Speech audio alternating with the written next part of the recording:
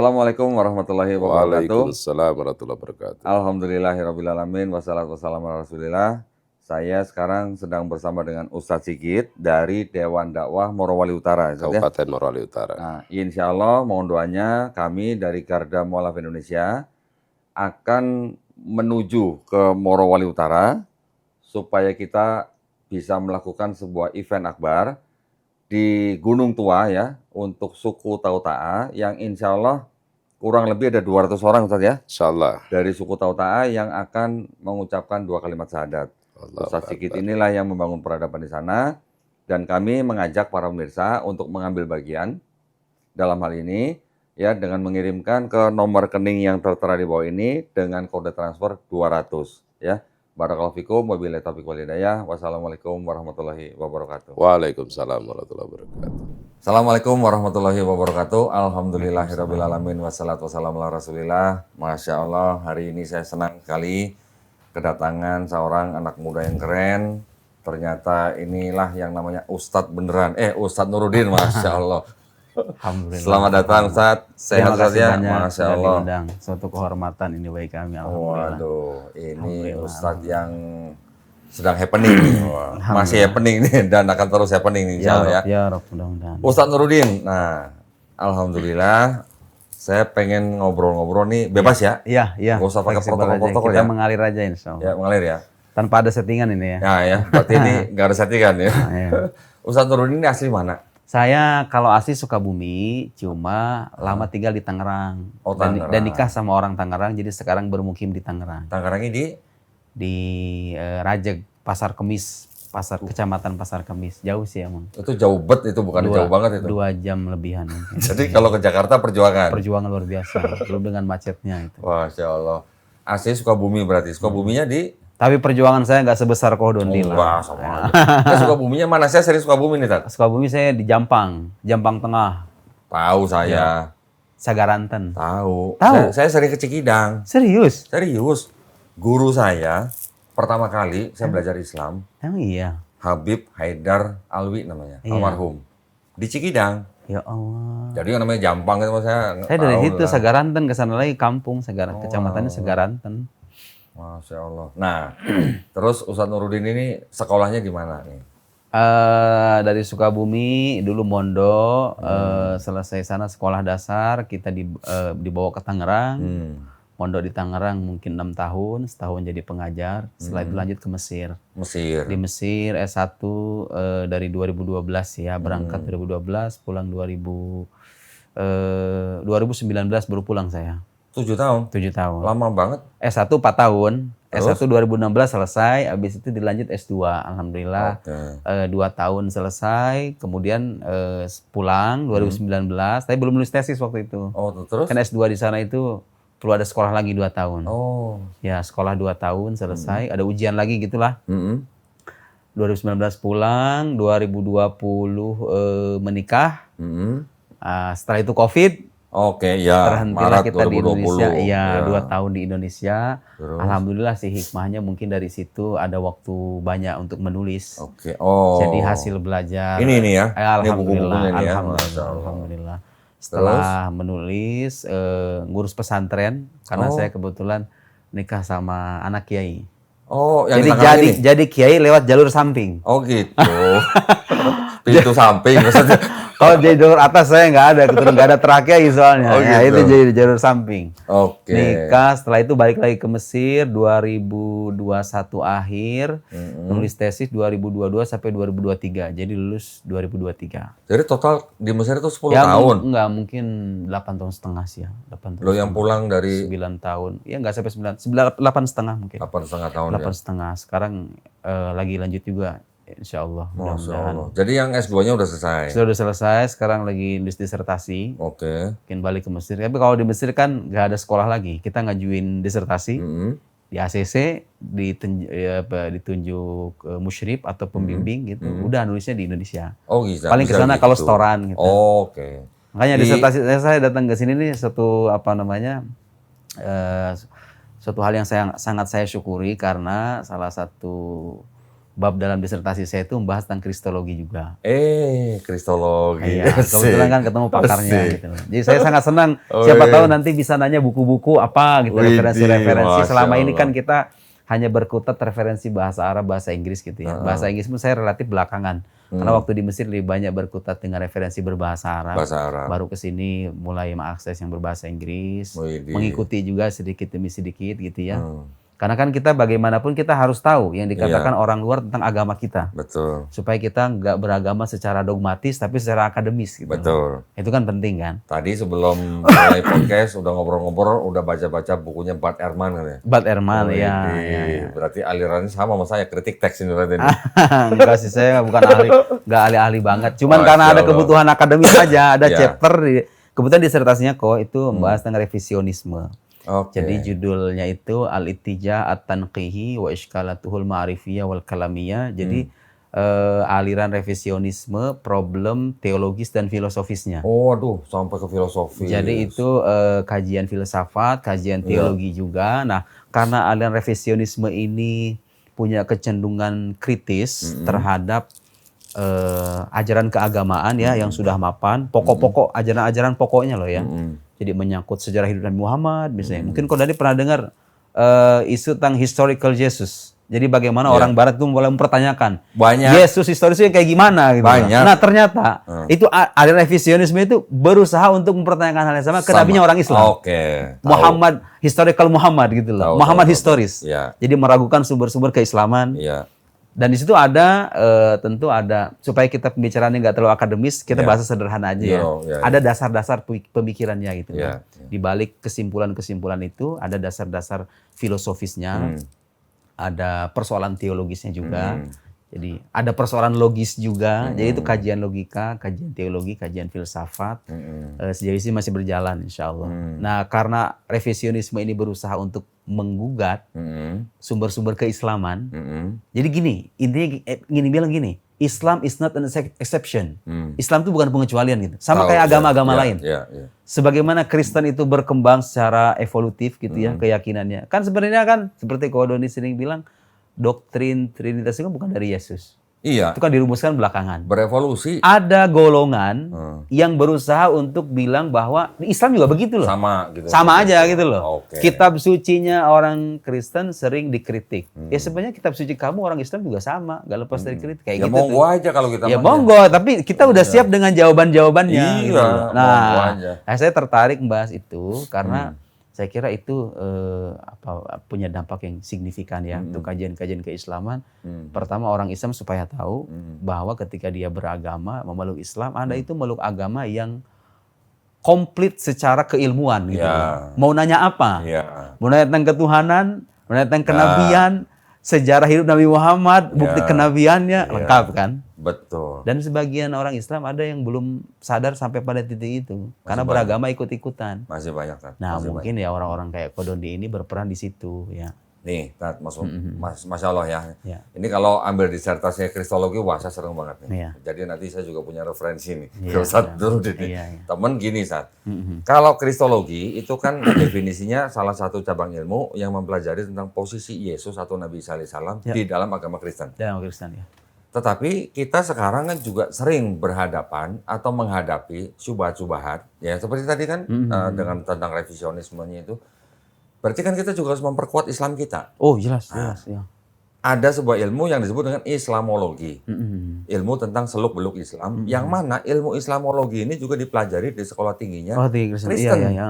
Ya. Kalau dulu pemerintah memberikan izin sekolah tinggi teologi Kristen mempelajari Islamologi dengan tujuan apa? Untuk mengenal Islam. Betul. Sekarang Islamologi ini dipakai sama STT itu banyak ya. Nggak semua mungkin tapi kebanyakan. Iya. Mereka menggunakan Islamologi ini malah untuk mencari celah di dalam Islam untuk digunakan memurtadkan orang Islam. Iya. Nah, Sayang jadi sekali ya. kita sekarang sebagai orang Islam, saya juga pengen kalau Ustaz Nurdin kan sudah nggak diragukan lagi, maksud saya dalam ilmu Islamnya, Islamologi ini kita juga harus pakai dalam Kristologi, Ustaz. Iya kan? ketika kita ngomong kristologi kan kita nggak bisa cuma ngomongin Kristen aja. Iya. Kita juga harus ngomongin Islami juga. Iya. Berarti sekarang saya gabungkan, Ustaz. Kristologi dan Islamologi, saya sebut Krislamologi. Iya. Supaya berimbang ya. Supaya berimbang. Jadi setiap kali kita ngomong kristologi, kita juga sudah siap dengan Islamnya. Bagaimana pandangan Islam tentang itu? Iya sih. Betul maksud saya. Iya, penting.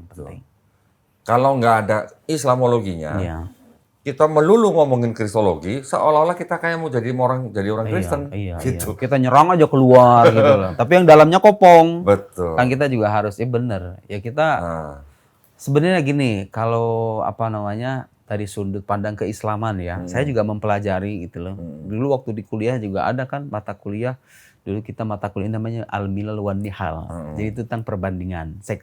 Entah itu perbandingan agama ya, entah itu perbandingan agama, ataupun perbandingan antara sekte di dalam lingkungan kita sendiri. Kan dalam sejarah Islam sendiri kan ada sekte-sekte. Tapi saya mau bilang gini, yang menarik nih ya, fakta menariknya apa? Sepanjang saya belajar sekte-sekte, saya lebih banyak belajar di dalam. Ya baca di luar tuh ya kadang-kadang kalau ada keperluan aja. Gitu. Yang menarik tuh apa? Sesesat apapun sekte Islam itu, tidak ada yang menuhankan Nabi Muhammad. Betul. Itu dari dulu sampai sekarang. Betul. Pernah ada sekte menyimpang dalam tradisi Syiah ya, yang menuhankan Sayyidina Ali. Itu ada. Sampai menuhankan. Ada. Itu tercatat. Terlepas apakah sekarang ada atau tidak, itu soal lain ya. Tapi poin kita ada. Ada tokoh-tokoh terdahulu yang juga sama dipertuhan. Poin saya, orang Islam ini sebetulnya dijaga dari menuhankan manusia. Dari dulu nggak pernah ada sejarahnya menuhankan Nabi gitu loh. Nah itu satu. Kemudian tidak kalah penting, sekte-sekte Islam yang beraneka ragam ini, mau itu Mu'tazilah, mau itu Syiah, Ahlussunnah, Asy'ariyah, Maturidiyah dan semacamnya, mereka sepakat Tuhan itu satu. Kitabnya juga satu. Iya, perbedaan yang sering kali direkam dalam sumber-sumber keislaman itu perbedaan atau perdebatan seputar sifat-sifat Tuhan. Nah, di sini biasa. Cara pandang ya, Ustaz ya? Iya, cara pandang sifat Tuhan. Misalnya Allah berkuasa nih. Allah tuh berkuasa dengan sifat kuasa atau dengan dirinya. Kayak gitu-gitu tuh. Perdebatan kayak gitu aja. Tapi semuanya sepakat, zat Tuhan itu esa.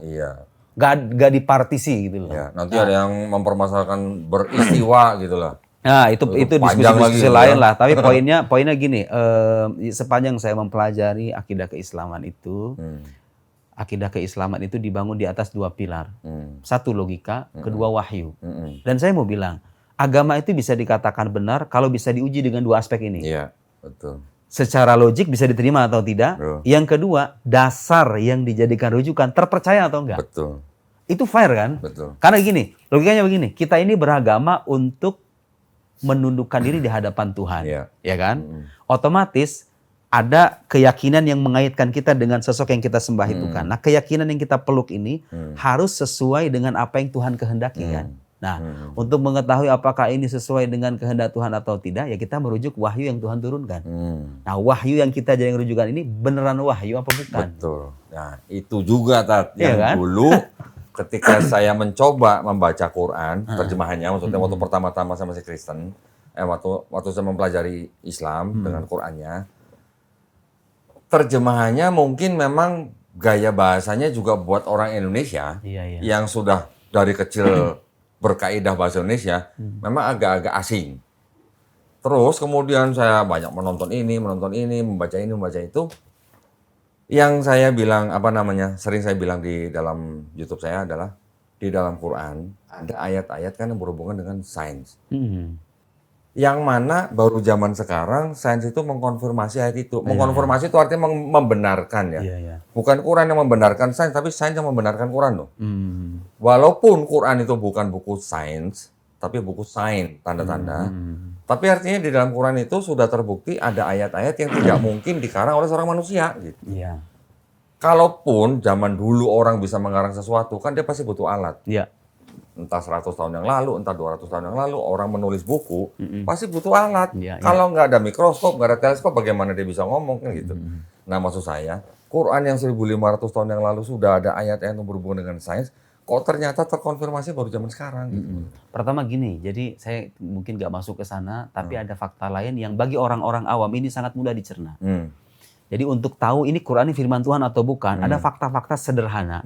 Karena ini pembicaraan saya kira kita peruntukkan bagi orang-orang masyarakat umum ya. Iya. Kalau untuk akademisi kan beda bahasa Iya, kita iya, ya. iya. Tapi untuk masyarakat umum. Ada fakta-fakta sederhana sekali sebetulnya. Dari sisi linguistik kan? Bukan, dari sisi kehidupan Nabi Muhammad sendiri. Oke. Jadi begini, Iya. kita ini bisa mencurigai Quran, misalnya katakan ini karangan Nabi Muhammad, dengan ada presidennya, harus ada presidennya kan. Dari mana Anda bisa berkesimpulan begitu? Minimal kan harus ada bukti bahwa Nabi Muhammad pernah belajar. Iya. Iya kan? Iya. Pernah belajar sama Rabi Yahudi kah? Iya. Atau sama pendeta Nasrani kah misalnya? Menariknya, Nggak pernah ya. sosok-sosok penting dalam kehidupan Nabi itu sejak beliau kecil itu diangkat. Ayahnya itu nggak pernah beliau lihat. Iya. Ibunya juga wafat ketika beliau masih kecil. Iya. Diasuh sama kakeknya kemudian meninggal. Lamanya itu sama pamannya. Ya kan? Nggak pernah terbukti punya guru. Betul. Belajar sama apa pendeta. Ada beberapa pendeta yang disebut seperti Bahiro misalnya. Buhairo atau Bahiro itu. Tapi kan nggak lama. cuma sekali. Iya. Iya. Belajar dari mana gitu loh. Iya. Nah itu dengan fakta-fakta itu fakta sederhana sekali. Kalau bagi orang yang tidak setuju, oh enggak. Nabi pernah belajar. Ya tinggal buktiin aja. Iya. Sekarang ini sosok manusia agung. Detail kehidupan itu tersampaikan kepada kita lengkap. Iya. Dari mulai hidup sampai beliau wafat itu berjilid-jilid kan kitabnya. Iya. Dicek aja ada nggak fakta itu. Iya. Nggak pernah ada guru. Kemudian yang tidak kalah penting, Nabi itu dalam tradisi keislaman digambarkan sebagai sosok Nabi yang ummi. Betul. Ummi itu artinya, ummi itu bukan bodoh ya. Tahu ya. Jadi ini orang-orang suka salah paham. Kok Iya. bisa kamu bilang nabinya Iya. bodoh? Bukan bodoh. Ummi itu. Bukan. Jadi gini, masyarakat Arab dulu itu memang lebih mengandalkan hafalan ketimbang tulisan. Betul. Jadi jangan memandang sejarah itu dengan sudut pandang orang zaman sekarang. Betul. Sekarang kan kita serba tulisan nih, Iya, PDF lah, ada buku cetak. Iya. Zaman dulu itu justru aib. Betul. Kalau saya menyadarkan pengetahuan pada tulisan tuh aib loh. Betul. Oh, Beda, pada zaman itu lanskap ya. budayanya beda pada zaman Ya, itu. ya, Makanya Quran itu tersampaikan kepada kita pertama-tama dengan melalui apa coba? Hafalan, kan? Melalui hafalan. Iya. Dan itu keistimewaan yang tidak dimiliki oleh, mohon maaf sekali, kitab suci manapun. Iya. Nah, dan dengan adanya hafalan itu kita bisa lebih percaya. Betul. Karena kalau tulisan kan bisa salah. Iya. Kalau hafalan ada cek cek ya kan? Betul. Bacanya benar atau enggak? Panjang pendeknya diatur. Ya kan? Nah, terus kalau kita cek Quran ini, nggak usah Anda belajar bahasa Arab dah. Cek terjemahan bahasa Indonesia. Ada data-data sejarah, ada informasi orang terdahulu, ada penjelasan akidah ketuhanan, penjelasan alam akhirat, detail sekali itu. Penjelasan tuntunan hidup, syariat, macam-macam ya kan? Ya detail sepenuhnya sih enggak ya, karena Quran kan bukan kitab akademis, dia kan kitab tuntunan. Nah itu kemudian ada kisah-kisah yang termaktub dalam kitab Perjanjian Lama, Perjanjian Baru, kisah para nabi. Menarik tuh nanti. Terus Nah itu disandingkan dengan fakta beliau adalah sosok yang ummi, Betul, tidak ummi, membaca dan tidak menulis. Nah ulama ada yang bilang sebenarnya beliau itu tahu, tapi tidak melakukan. Tahu nggak kenapa beliau itu ditakdirkan atau katakan disetting tidak membaca dan menulis? Karena kalau Nabi Muhammad bisa membaca, bisa menulis, orang akan curiga, wah ini buatannya karangan, dong. gitu. Justru ini fakta pendukung yang sangat sederhana. Iya. Kalau Anda ragu ini buatan Nabi Muhammad atau bukan, mana mungkin tidak membaca, tidak menulis, tidak pernah belajar filsafat, perbandingan agama, kok bisa mengkritik akidah Kristen? Iya. Dengan kritik-kritikan, saya bikin buku yang mengulas itu, ayat-ayat dalam Quran, yang mengkritik akidah Kristen, karena seringkali ini ayat-ayat ini suka disalahpahami. Iya. Misalnya Quran salah alamat. Iya. Quran kamu itu nggak mengkritik kami, tapi mengkritik sekte yang lain gitu Iya, loh. Enggak, saya udah membuktikan di buku saya yang runtuhnya teori polemik kitab suci itu, ternyata kritikan Quran itu menyeluruh, Betul. mengcover semuanya. Betul. Siapapun sekte yang datang, dan harus dicatat ya, saudara-saudara semuanya, kita mengatakan begini tidak berarti kita mengumandangkan permusuhan kepada orang Kristen. Iya. Jadi ranah keyakinan satu hal, hubungan sosial itu hal yang lain lagi. Iya. Orang-orang seperti Kohodondi ini suka distigmatisasi, ini pemecah belah kerukunan umat beragama. Enggak, sebenarnya gini.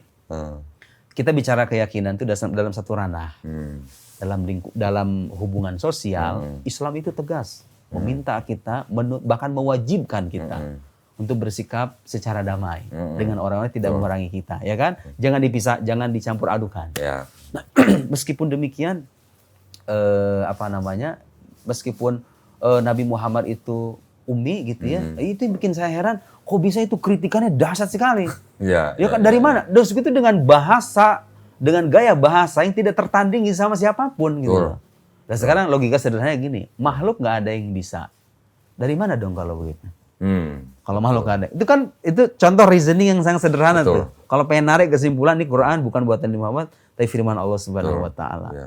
Satu lagi Ustaz, bahwa yang disebut dengan nama Nabi Muhammad SAW ini adalah sudah mendapat julukan bahkan dari orang-orang yang bukan Islam sekalipun sebagai orang yang Al-Amin. As-Sadiqul Amin. Betul kan? Jadi kalau kita benar-benar kalau kita ingin mendustakan tuh harus ada presidennya. Betul. Pernah bohong apa enggak gitu loh. Betul. Lah ini fakta sejarahnya. Terus biasanya ada yang bilang gini kok. Tapi kan gak ada data dari itu kan data dari kamu orang Islam yang bikin data begitu. Gak ada data pembandingnya dari luar Islam. Saya mau bilang begini, ini secara filosofis kita bicara filsafat ya. Untuk menguji kelayakan sebuah sumber itu, kita uji asal muasalnya, Iya. reliabilitasnya gitu loh. Aduh, reliabilitas itu bahasa akademis. Kelayakannya, Iya. terpercaya apa enggak gitu Iya. loh. Bukan soal ada pembandingnya atau enggak. Iya. Ada pembanding atau enggak itu hal lain. Tapi sumber ini nih terpercaya apa enggak gitu loh. Iya. Dan Masalahnya kan gini kan, Iya. orang penulis Barat aja yang bukan Muslim, mereka juga menulis tentang Nabi Muhammad SAW juga. Sama gitu. Maksudnya bukan kita mau mentang-mentang karena kita Islam Iya, terus kita iya. mau membela, bukan Iya, ya. iya. Tulisan mereka juga apa adanya kok. Iya. Dan apa adanya juga mereka juga menerima tradisi yang sumber-sumber dari Islam. Jadi maksud saya pun dulu ketika masih kafir, tadi mau nanya lupa, Ustadz dari Mesir kan? Di Mesir ya. Jadi titelnya di belakang apa? Ya kalau gelar LCMA ya? Bukan? Ya kalau gelar umumnya sih gitu. Ya, LCMA. Profesor bentar lagi berarti ya? Enggak, profesor masih jauh lah. Sebentar lagi nih harusnya nih. Kalau saya dulu waktu masih MK, nah titel saya MK nih, Tat. MK itu apa? Mantan kafir. Ketika saya masih kafir, Iya. saya mempelajari Quran, saya membaca hadis dan segala macam. Ketika saya pengen tahu Islam, saya membaca tulisan-tulisan dari penulis-penulis Barat pun, saya bilang, ini nggak ada yang istilahnya jomplang begini. Artinya penulis Barat pun menerima apa yang tradisi yang keluar dari Islam. Mereka tulis berdasarkan apa yang dari situ. Dan mereka juga belum punya istilahnya apa ya. Kalau tadi Ustadz bilang, nggak ada pembanding dan segala macam. Ya jangan sedih, saya bilang gitu. Iya. Gitu istilahnya. Jadi sekarang gini, jadi saya mau bilang gini, untuk menguji apakah sumber ini bisa dipercaya atau enggak, kita uji sumbernya itu gitu loh, Iya. asal muasalnya. Yang menarik kalau Doni, dalam tradisi Islam itu, dan ini keunikan, keunikan sejarah peradaban Islam, ada satu disiplin ilmu khusus, memverifikasi mau itu kitab sucinya, mau itu sabda nabinya. Oh. Jadi kalau sekarang Anda melihat Nabi Muhammad bersabda. Nih kalau udah orang ngomong Nabi bersabda itu, di baliknya itu ada mata rantai periwayatan Betul. yang valid. Betul. Sabda ini diterimanya dari si A nerimanya dari B, Ya. B, C. Dan yang tidak kalah penting untuk diketahui oleh saudara-saudara semuanya, di balik nama-nama itu ada ilmu tersendiri memverifikasi biografi kehidupan.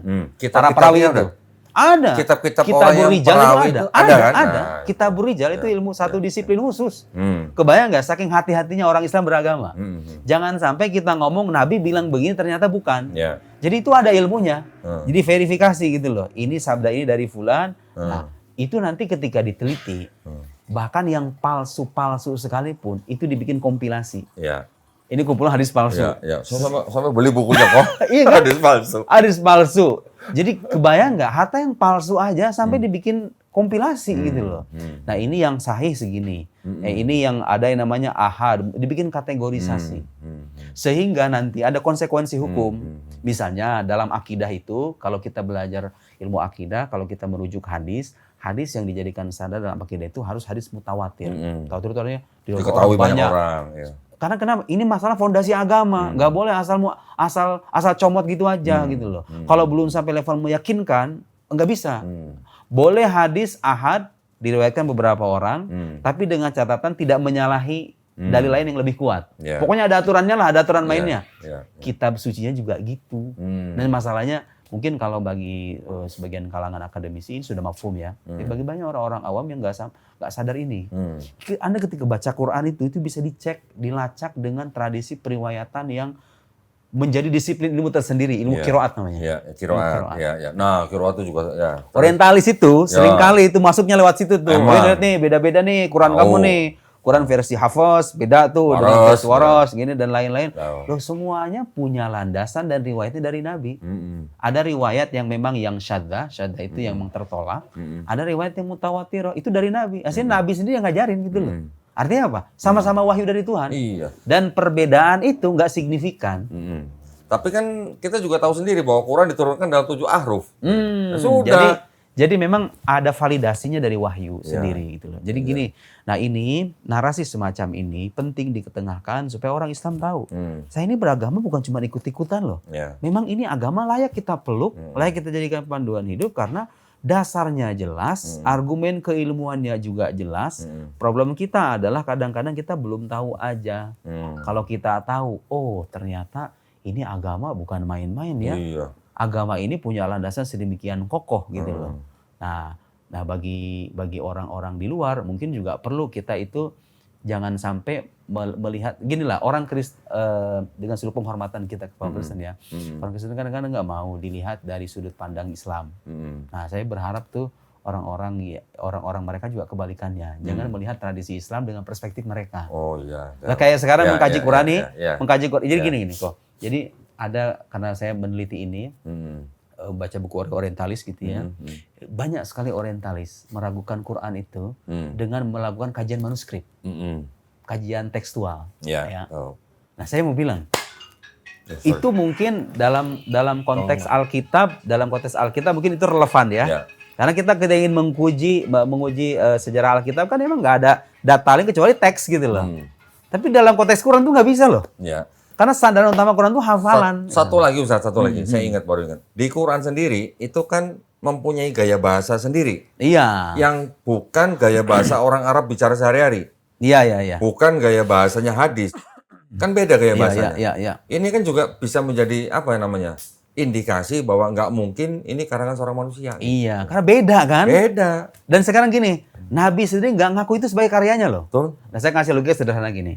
Saya kalau punya karya bagus dan diapresiasi banyak orang, ini karya saya. Iya.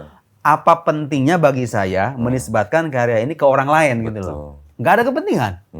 Kecuali kalau saya tipe orang yang misalnya suka menjilat penguasa, saya nisbatkan karya saya ini ke penguasa tertentu dan saya ingin menjilat dia supaya saya dapat jabatan. Itu mungkin. Tapi ngelihat karakter Nabi Muhammad itu sangat jauh sekali loh. Karakter beliau itu yang seperti itu. Ustadz ini kan lulusan Mesir. Saya pengen nanya nih, dengan segala apa yang saya sudah ketahui tentang Krislamologi, ada nggak Ustadz di dalam tradisi Islam dari semenjak Nabi hidup bahkan sebelum Nabi lahir, ya kira-kira mungkin Ustadz bisa ambil rentang waktu 100 atau 200 tahun sebelum Nabi lahir lah. Jadi itu budayanya orang Arab gitu maksudnya. Ada nggak budaya orang Arab menulis sesuatu menyadur dari tulisan orang lain? Saya sih nggak mendalami sejarah ya, nggak mendalami sejarah. Nggak ada ya? Allahu alam. Tapi begini, tradisi kalau soal menyadur ya, bukan soal tradisi menulisnya. Bukan, menyadurnya. Ya, saya nggak tahu. Kan sudah mulai baca. Nah itu kododi yang harusnya ini. Saya pengen tahu justru kalau dari kalangan tradisi Islamnya ada nggak seperti itu gitu. Karena menurut Bart Ehrman, zaman dulu abad-abad awal itu memang ada tradisi orang menulis. Misalnya saya menulis nih sesuatu nih. Saya menulis, saya mengaku sebagai Ustaz Nuruddin. Oh gitu. Itu nggak apa-apa, dulunya bukan kriminal. Dulunya gitu. ya? Dulu bukan kriminal.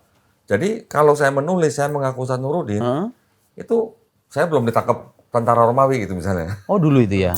Itu yang disebut oleh Bart Ehrman sebagai forgery. Forgery. Ya. Ya artinya mungkin pemalsuan, tapi bukan jadi kriminal gitu. Iya, tapi itu budaya yang memang dimaklumi gitu ya. Dimaklumi. Jadi sadur menyadur itu sangat biasa. Itu bisa menjadi alasan keraguan juga kan pada akhirnya. Betul. Nah, maksud saya ada nggak di tradisi Islam atau hadis atau apa sebelum ada enggak, Quran? kalau kita bicara tradisi Islam dalam arti sumber ajaran Islam, Quran, hadis, ya sebenarnya gini, kalau pemalsu hadis itu ada. Tapi catatan pentingnya adalah semuanya diverifikasi gitu. Nah itu. Jadi let's say itu terjadi ya. Let's say terjadi. Ya. Tapi kita punya seperangkat keilmuan yang sedemikian matang menguji semua itu. Bisa memfilter valid nggak gitu loh. Iya, bisa memfilter kan? Nah. Bisa ada alat untuk memfilter itu semua. Baik termasuk kan Quran juga begitu. Jadi orang tuh nggak bisa ngarang-ngarang ini Quran atau ini ada Al-Quran. Dia mengklaim misalnya bacaan sendiri. Jadi baca sesuai dengan selera. Nggak bisa. Karena kenapa? ada mata rantai periwayatan yang sedemikian masif. Kalau Anda salah, itu Muslim sedunia itu bisa protes. Oh iya. Kenapa? Karena ini dihafal gitu Iya, loh. iya. Makanya kalau saya kadang terheran kalau ada orang Islam masih ragu dengan kitab suci itu, Anda sebetulnya selama ini belajar dari mana? Iya. Itu loh, itu keistimewaan kitab suci yang memang itulah janji Tuhan. Jadi memang kitab suci ini dijaga kenapa? Kenapa harus dijaga gitu?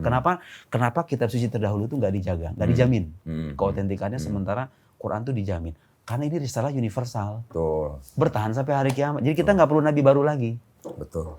Itu juga yang saya sering nanya sama ustadz-ustadz.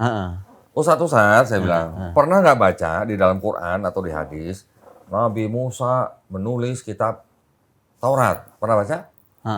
Jadi yang lainnya diturunkan kepadanya, diwahyukan. Ya, artinya Nabi Musa AS kan menerima wahyu. Iya, menerima wahyu. Menjadi kitab Taurat itu kan bisa apa istilahnya hukum, ketetapan, perintah, aturan untuk Bani Israel. Tetapi apakah kita pernah baca di dalam Quran Nabi Musa AS dan pengikutnya menulis kitab Taurat? Saya rasa belum pernah ya, Tat. Iya, ya Allah, iya. Pernah baca nggak, Tat? Nabi Isa alaihissalam dan Hawariyun menulis kitab Injil? Kalau saya sih belum. Nah, pernah baca nggak, Tat? Di Quran kita baca kami yang menurunkan Taurat, kami yang menurunkan Injil, dan kami pula yang menjaganya. Enggak. Nggak ada juga. Enggak. Berarti kalau begitu bagaimana kita memverifikasi Iya. kitabnya orang Yahudi dan kitab orang Kristen itu Taurat dan Injil yang dimaksud Quran? Iya, makanya ini Tanya. penting sekali, ini penting sekali. Jadi orang tuh kan suka salah kaprah ya. Betul kan? Jadi Quran itu ketika menyebut Injil, ketika menyebut Taurat, itu wahyu spesifik yang diturunkan kepada dua nabi agung itu. Ya. Kok bisa Anda mengklaim sekarang itu bukan Injil dan Nabi Isa? Ya karena kita sulit memverifikasinya gimana. Yang aslinya pun kita kan nggak tahu yang mana gitu loh. Kemudian gini, kalau soal tulis spesifik, mungkin ada kemungkinan Injil itu tertulis misalnya oleh muridnya. Kan kita bisa aja kita mengimajinasikan, meskipun perlu data ya. Bisa aja Nabi Isa mendiktekan, muridnya menuliskan. Mungkin saja ada yang asli. Tapi masalahnya dia tidak ditransmisikan kepada kita secara valid gitu loh. Kita nggak tahu nih. Kalau Quran kan bisa diverifikasi. Ini qiraat ini mutawatir atau tidak? Perawinya siapa? Dari mana? Itu ada pohon sanadnya itu, ya kan? Sampai ke sahabat, sampai ke Nabi. Nabi dari mereka Jibril dari Allah SWT, ya kan gitu kan? Nah, kalau perjanjian lama atau perjanjian baru, kita kan sulit memverifikasinya. Yang aslinya pun nggak ada kan? Nah, jadi sebenarnya kalau kita meragukan, kita bukan hanya meragukan dari perspektif Islam loh. Tapi kalau kita timbang secara akademis sekalipun, kan gini, ketika Anda ingin mengklaim ini otentik atau tidak, versi aslinya ada atau enggak gitu loh. Nah, itulah subhanallah, itulah ternyata kenapa Quran, mungkin itu satu hikmah ya. Kenapa Quran itu terwariskan kepada kita itu secara hafalan. Sehingga kita nggak bisa. Kalau Quran itu nasibnya kayak kitab suci dulu, sandarannya adalah teks, dan teks itu berubah-ubah. Pasti sudah terjadi variasi teks. Oh, sudah. Nah, sekarang Quran, makanya ada di antara kekhususan umat Islam itu, di sebuah riwayat disebutkan anajiluhum fi sudurihim. Kitab suci mereka itu ada di dada mereka. Jadi kalau teksnya hilang, kitab suci masih ada, masih eksis. Jadi teks itu dalam tradisi keislaman sebagai dokumen pendukung aja. Sebenarnya yang itu asli itu ya hafalan para ahli qiraatnya itu gitu loh. Kan dari Sukabumi. Kalau ngomong TV gimana yang benar? Kalau orang Sukabumi ngomong. TV. Gak bisa nyebut F karena orang Sunda kan? Iya. Itu kan termasuk qiraat itu kan? Iya. Nah, itu kan cara mau orang lahjah sih ya. Cara orang mengucapkan berbeda-beda, beda bangsa, beda dialek, gitu kan? Lah itulah qiraat. Itu bisa mengakomodir kan, memudahkan tujuannya itu sebenarnya. Jadi sama seperti orang Inggris ngomong Friday, di Australia ngomongnya Friday gitu. Oh gitu. Tapi kan arti sama. Ada juga tulisan bahasa Inggris misalnya color, COLOR, sama COLOUR, kan sama juga sebenarnya. Tinggal cara pengucapannya bagaimana? Iya, jadi nggak ada pengubahan yang berarti sebetulnya di qiraat itu. Itu sudah dijelaskan oleh para pakar qiraat itu loh. Itu tadi problemnya orang-orang luar itu seringkali melihat agama kita dan perspektif mereka. Kitab kita kan dikaji dengan cara gini nih. Ya kita boleh dong mengkaji Quran dengan cara gini. Enggak, mereka lagi cari remis, Tat. Jadi saya kira sebagaimana kita mengkaji tradisi kekristenan dengan perspektif mereka, ya kita juga perlu adil dan melihat tradisi keislaman dengan perspektif orang Islam sendiri. Hmm. Dan memang Quran ini turun di tengah masyarakat yang tidak mengandalkan tulisan. Hmm.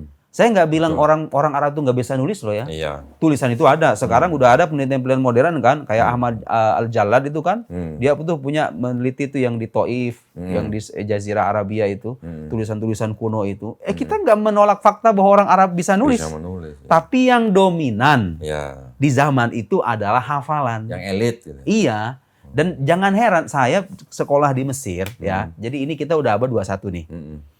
Sekarang aja abad 21 ini orang Arab dikenal hafalan kuatnya loh. Oh. Saya punya teman kuliah, dia kalau hafal diktat, kalau mau ujian tuh ngafal diktat kuliah. Buset. Bisa. Kita aja orang asing yang kadang-kadang lemah kan. Iya, Orang Arab iya, itu keistimewaan itu. Lihat anak-anak kecil usia 10 tahun, 11 tahun hafal Quran itu biasa loh di sana itu. Emang sebuah keistimewaan yang Tuhan berikan kepada mereka gitu. Dan dengan cara itulah kitab suci terjaga. Coba sekarang kalau Quran cuman teks doang. Iya. Dan tulisan mushaf itu kan beda-beda. Dari dulu kan mulai pengembangan tuh. Iya. Ya kan? Dulu kan nggak ada Harokat. diakritik ya, nggak ada tanda baca Iya. gitu. Sekarang baru ada. Tapi itu nggak ngaruh. Iya. Karena bacaannya alif lam mim itu ya alif lam mim dari dulu bacanya, Iya, bukan iya. alam. Kalau orang yang lahir di di dalam bangsa Arab dari kecil dia sudah baca begitu dari kecil, nggak pakai harokat pun dia bisa bacanya. Bisa. Harokat itu kan sebenarnya untuk orang di luar Arab untuk Iya, belajar bahasa iya, Arab gitu kan. iya. Gitu. Karena Sebenarnya sama dengan kitab Yahudi dan kitab Yahudi pun Iya. ketika baru disusun juga nggak ada tanda baca. 1000 tahun lebih malah, hampir 1500 tahun baru ada tanda baca. sama ya. Kita berapa tahun dari mulai Quran diturunkan sampai ada tanda baca? Nggak sampai, nggak Nggak sampai 1500 sampai, tahun. iya. Nah, 1500 tahun udah zaman kita sekarang. Iya. Oh itu berarti kalau mereka lebih lama ya? 1500 tahun. Jadi tanah sendiri kitab orang Yahudi disusun kira-kira tahun 450 sebelum Masehi. Sebelum Masehi. Yang tanah dengan harokat atau mereka sebut nikut itu baru disusun abad 7, 8, 9, 10 terakhir baru keluar. Masehi. Jauh kali ya. Jadi kan 1500 tahun baru ada harokatnya. Quran relatif nikutnya. lebih cepat. Jauh. Jauh Ya. sekali. Nah, cuman maksud saya ketika kita membandingkan seperti itu, bagaimana kita ini kan ya orang Islam kan nggak semuanya mungkin kan seperti Iya, Ustadz Nuruddin ya. Orang Islam sendiri kan sering dibagiin kitab. Saya kasih contoh ya Ustadz ya. Ya Ustadz punya gambaran ya. Iya, iya. Bentar. Apa? Ini tadi harusnya di sini nih. Aduh. Ini. Angkat ini geser. Ini geser. Kamera geser. Itu banyak. Lumayan kali. berat ini. Ini kalau dibawa berarti berapa orang yang bawa ini? Satu, ini badannya gede kuat ya. Kuat ya. Ini yang paling standar. Kalau yang buat debat malah lain lagi kan. Kalau buat debat itu sebuah kitab Yahudi itu. Orang Islam yang awam maksudnya yang biasa, Iya. umum. Kalau dikasih kitab begini, Ustaz, Iya. Kitab suci Injil. Iya, orang nyangkanya inilah Injil yang turun dari Nabi Isa. terus yang ditulis ini namanya siapa? Isa Al-Masih. Oh ya, ini tahun berapa kok? Ini 2011. Oh, berat. Ini penerbitnya sama nih, Kak. Ini juga Bible juga. Iya. Saya sering bilang sama jamaah. Kalau ada kitab tulisannya Alkitab, saya bilang sebagai orang Islam jangan sebut ini Alkitab. Ada yang tulisannya Injil. Saya punya yang Indonesia sama Arab doang di rumah. Oh, ada saya nih. Dari Oh, ada Mesir saya dulu beli satu. Jadi saya sebelum balik ke Mesir, sebelum balik ke Indo, Oke. itu saya pergi ke perpustakaan milik orang Kristen. Perpustakaan gitu. Nggak, dia kan tahu saya pelajar Al-Azhar kan. Saya datang ngobrol lah gitu. Sengaja emang saya ada niatan mau nulis chapter disertasinya ada Oke. tentang itu, saya kumpulin lah revisi orang Kristen. Dia tahu saya pelajar Al-Azhar kan. Kata saya pengen yang jadikan rujukan di agama kalian yang mana. Oke. Kasih tahu ini. Ada teolog-teolog ternamanya itu kan. Iya. Kasih diskon gede-gedean. Karena mungkin dia bayangannya kita menyebarkan itu. Oh gitu. Saya nggak bilang kalau saya membaca ini untuk mengkaji dan mengkritik itu enggak. Tapi di sana tuh literatur juga di sana kan Kristen Koptik ya. Banyak optik ya. Iya. Tapi saya ya membaca juga gitu tradisi dari Kristen Koptik itu. Tapi kan secara umum kan Kristen tuh kalau Trinitas sih ya tentu nanti ada varian-variannya gitu ya. Ya, Tapi kan rumusan dasarnya kan kira-kira sama-sama. Kurang lebih sama. Kurang lebih sama Iya, kan. iya. Iya. Nah ini yang begini maksud saya, ketika kita mengedukasi umat Islam, kita harus bisa memperlihatkan bukti-buktinya kan, Iya. bahwa kalangan Kristen juga membuat kitab mereka, tapi ditujukan untuk orang Islam. Ini untuk orang Islam, Ustaz. Oh gitu ya? Yang ini dibagi-bagi nih ke orang Islam nih. Nah, kalau yang ini untuk orang Kristen pakai nama Yesus, untuk orang Islam dikasih nama yang Isa Al-Masih. Gitu ya. Gitu. Sebenarnya gini, nah sekarang mungkin ada orang nanya, oke kalau gitu yang asli yang mana? Nah, Injil versi Nabi Isa atau Ya. Taurat yang Musa itu yang mana? sering banget. Saya mau bilang gini ya, untuk mengatakan sebuah informasi itu valid atau tidak, yang kita uji itu adalah sumbernya. Bukan soal apakah ada data fisiknya atau enggak. Kelayakan sumbernya, ini sumbernya terpercaya apa enggak gitu loh. Kita itu mengklaim ada kitab suci, ya, namanya Injil, Taurat itu, karena sumber yang mengabarkan ini Quran dan bisa diuji kelayakannya gitu loh. Dari mulai sisi keilahiannya, bener nggak ini dari Tuhan gitu loh. Tadi saya udah bilang sedikit tuh, atas dasar apa kita mengklaim ini karangan Nabi Muhammad, sementara kita nggak punya loh bukti-bukti pendukungnya, apalagi yang ada bukti-bukti yang ada itu justru menolak itu, nggak mungkin ini karangan beliau kan gitu. Nah kalau suatu sumber sudah terbukti terpercaya, maka apapun yang dia kabarkan ya sudah pasti benar. Jadi gini, mengukur benar atau tidak informasi itu jangan diukur dengan bukti material. Kecuali ada seorang materialis, ya kan? Nah sekarang masalah orang zaman sekarang sama kayak gini kok. Orang suka nanya, orang percaya Nabi Adam, mana bukti fosilnya? Mana bukti kalau Musa, Isa itu pernah ada? Lah itu logika yang ada di balik itu logika kaum materialis yang menjadikan materi sebagai sumber pengetahuan. Nah kita mengklaim, loh nggak bisa begitu. Materi itu bukan satu-satunya sumber pengetahuan. Kita itu mengklaim sahih atau tidaknya sebuah informasi tergantung sumbernya siapa. Seandainya yang mengabarkan ada Injil itu saya. Seandainya bukan Nabi Muhammad. Anda boleh mendustakan itu. Nggak ada masalah. Memang saya tidak terpercaya. Maksudnya saya ini kan bukan utusan Tuhan. Masih bisa diragukan. Atau ustadz Anda yang mengabarkan. Boleh Anda ragukan. Tapi kalau yang mengabarkan seseorang yang sudah terbukti. Garis bawahi, terbukti sebagai nabi. Terbukti jujur, tidak pernah berbohong, dan bukti kenabiannya banyak. Atas dasar apa kita meragukan? Jadi kita mengklaim itu pernah ada, terlepas sekarang ada bukti fisiknya atau tidak, bukan masalah. Gitu kan? Kalau saya menjawab tentang pertanyaan di mana kalau gitu Taurat dan Injil yang asli, saya menjawabnya gini kan. Jadi tadi kan kita sering membaca bahwa di dalam Quran tertulisnya kitab Taurat, kitab Injil. Kata kitab sendiri, ini mohon maaf kalau saya salah tolong dikoreksi ya.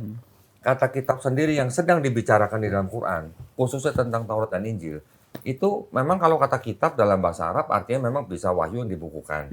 Tetapi kan selain ini kan juga bisa berarti konteksnya hukum, ketetapan, perintah, aturan dari Allah SWT untuk kaum tertentu. Kan bisa begitu? Berarti kalau begitu kan kitab Taurat dan kitab Injil adalah wahyu-wahyu yang diturunkan Allah SWT kepada Nabi Musa dan Nabi Isa alaihissalam untuk Bani Israel pada zaman itu. Setuju nggak? Secara temporal, jadi tuntunan Nabi terdahulu itu sifatnya temporal. Setuju kan? Untuk kaum tertentu. Bukan berarti buku jatuh dari langit kan? Ya enggak lah, masa buku bukan dari berarti langit. juga Nabi Musa atau Nabi Isa dan pengikutnya langsung menulis seperti Nabi Muhammad SAW dan sahabat-sahabatnya kan? Iya. Bukan seperti itu kan? Meskipun ya probabilitas itu tetap ada ya, ada kemungkinan sih mungkin ada. Cuma kan kita perlu ini juga. Kemungkinan oke lah ya, kita bisa mengetahui bahwa pada zaman Nabi Musa, pada zaman Nabi Isa, media untuk menulis masih sangat-sangat primitif. Ya kan? Bahkan pada zaman Nabi Muhammad SAW sendiri pun masih sangat primitif. Iya. Tetapi maksud saya, tidak ada tradisi di dalam Quran yang mengatakan bahwa Nabi Musa alaihissalam dan pengikutnya menulis kitab Taurat. Tidak ada juga ayat yang mengatakan bahwa Nabi Isa alaihissalam dan Hawariyun menulis kitab Injil. Artinya dua nabi ini menerima wahyu untuk Bani Israel. Wahyu itu kan ada di dalam kolbu nabi. Disampaikan secara lisan. Gitu. Iya. Ketika nabinya sudah nggak ada, kemana wahyunya? Ya kan dia ikut sama nabi. Itu aja sih kalau saya. Dan gini, jadi yang mungkin juga perlu diketahui, nabi-nabi terdahulu itu diutus ke kaum tertentu. Betul. Makanya kitab sucinya nggak dijamin asli. Kenapa? Karena ya keperluannya sifatnya temporal gitu loh. Betul. Ya ini panduan dua tanda kutip ya, panduan sementara. Iya. Maksud saya gini, mungkin kalau buat kita umat Islam yang sudah terbiasa dengan Quran, kita membaca di Quran bahwa Nabi Musa alaihissalam memahat istilahnya firman Allah di atas 2 loh batu. Iya. Ya paling banter ya cuman fisiknya cuman itu aja yang disebut dengan kitab Taurat. Karena di dalam 2 loh batu itu ada perintah gitu misalnya. Dan itu pun sudah dihancurkan ketika Nabi Musa alaihissalam melihat Bani Israel menyembah patung sapi berhala gitu. Saya tadi tertarik ketika Ustaz menyebut-nyebut bahwa di dalam Quran ada kisah-kisah yang ada di dalam Perjanjian Lama. Betul kan? Iya. Orang dari kalangan mereka, mau orientalis, mau pendebat, Kristen, sering menuduh bahwa Quran menjiplak Bible. Iya. Ada yang menyebut 75% di dalam Quran adalah isi dari Bible, ada yang 80% dan sebagainya. Kira-kira argumen dari Ustaz Nurdin gimana? Ini logik yang ada di balik itu sebenarnya sangat mudah sekali dibantah. Gini, saya ini sekarang, kalau misalnya saya nulis nih, atau kita melukis lah ya, contoh paling gampang. Saya melukis gambar. Saya di daerah Rajek, Kododi di sini. Kita melukis gambar. Tiba-tiba hasil lukisannya sama. Sama persis. Apakah itu artinya saya ngejiplak dari sini? Itu dia. Maksudnya logiknya apa gitu loh? Kalau emang ada kesamaan tuh, apa artinya yang satu menjiplak dari yang lain? Kan nggak ada keterkaitan gitu loh. Nggak, mereka sering mengaitkan bahwa di dalam Quran itu banyak nama-nama nabi yang sama di dalam kitab mereka. Masalahnya gini, data yang saya baca dari beberapa, ternyata di Jazirah Arabia itu, di zaman Nabi itu, kitab sucinya ahlu kitab itu belum diarabkan. Belum ada. Abad 8. Nah, pertanyaan saya sekarang, kalau emang Quran menjiplak, Nabi baca dari mana gitu loh. Dia. Sesederhana itu kan, dibaca dari mana? Kitab orang Kristen dalam bahasa Arab itu baru ada di abad 8. Nah itu ya, pokoknya fakta menarik kan. Jadi semakin menguatkan gitu loh, bahwa ini nggak mungkin karangan beliau. Kalau emang ngejiplak dari mana? Kan minimal gini, ketika orang mengklaim ini menjiplak, Anda harus menghadirkan fakta, Nabi itu pernah belajar. Minimal pernah baca lah. Baca yang mana gitu loh. Baca yang mana aja gitu loh. Tapi kan nggak ada. Yang versi Arabnya aja belum ada. Jadi gini, ternyata yang saya tahu itu pengetahuan terkait misalnya tentang kedatangan Nabi Muhammad itu sifatnya elitis gitu loh. Hanya kalangan elit mereka yang tahu. Dan Quran tegas mengatakan ya'rifunahu kama ya'rifuna abna'ahum. Mereka itu mengetahui Nabi sebagaimana mereka mengenal anak mereka sendiri. Saking jelasnya. Kenapa nggak jelas bagi sebagian orang? Karena itu pengetahuan sifatnya eksklusif. Nah sekarang begini, sekarang udah nggak ada. Mana tanda kenabian Muhammad itu? Ya kan kita bicara konteks masa lalu dulu. Sekarang kan udah sekian abad berlalu gitu kan, terjadi distorsi, terjadi penyelewengan, terjadi perubahan dan seterusnya. Dan saya bilang gini, ketika ada kesamaan cerita antara Alkitab dengan Al-Quran, ya maksudnya kitab suci mereka dengan Al-Quran yang kita pegang, ketika ada kesamaan atau perbedaan, yang dijadikan hakim itu jelas yang datang paling akhir dong. Iya kan? Kan logiknya gini. Ada pandangan mereka yang beda. Oh, katanya karena datangnya belakangan, dianggap menjiplak yang sebelumnya, sekian ratus tahun kemudian baru ada dan sebagainya lah. Seperti itulah. Tapi kalau saya jawabnya gini, kalau ada orang bilang jiplak Quran jiplak Bible, saya malah balik nanya. Balik nanyanya kepada orang Islam, bukan nanya kepada orang yang menuding ya. Saya nanya nih kepada Ustaz Nurdin.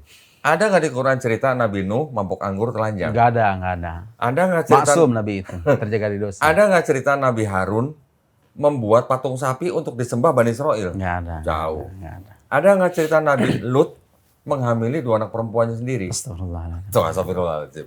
Ada nggak cerita Nabi Daud alaihissalam berzina sama istri orang?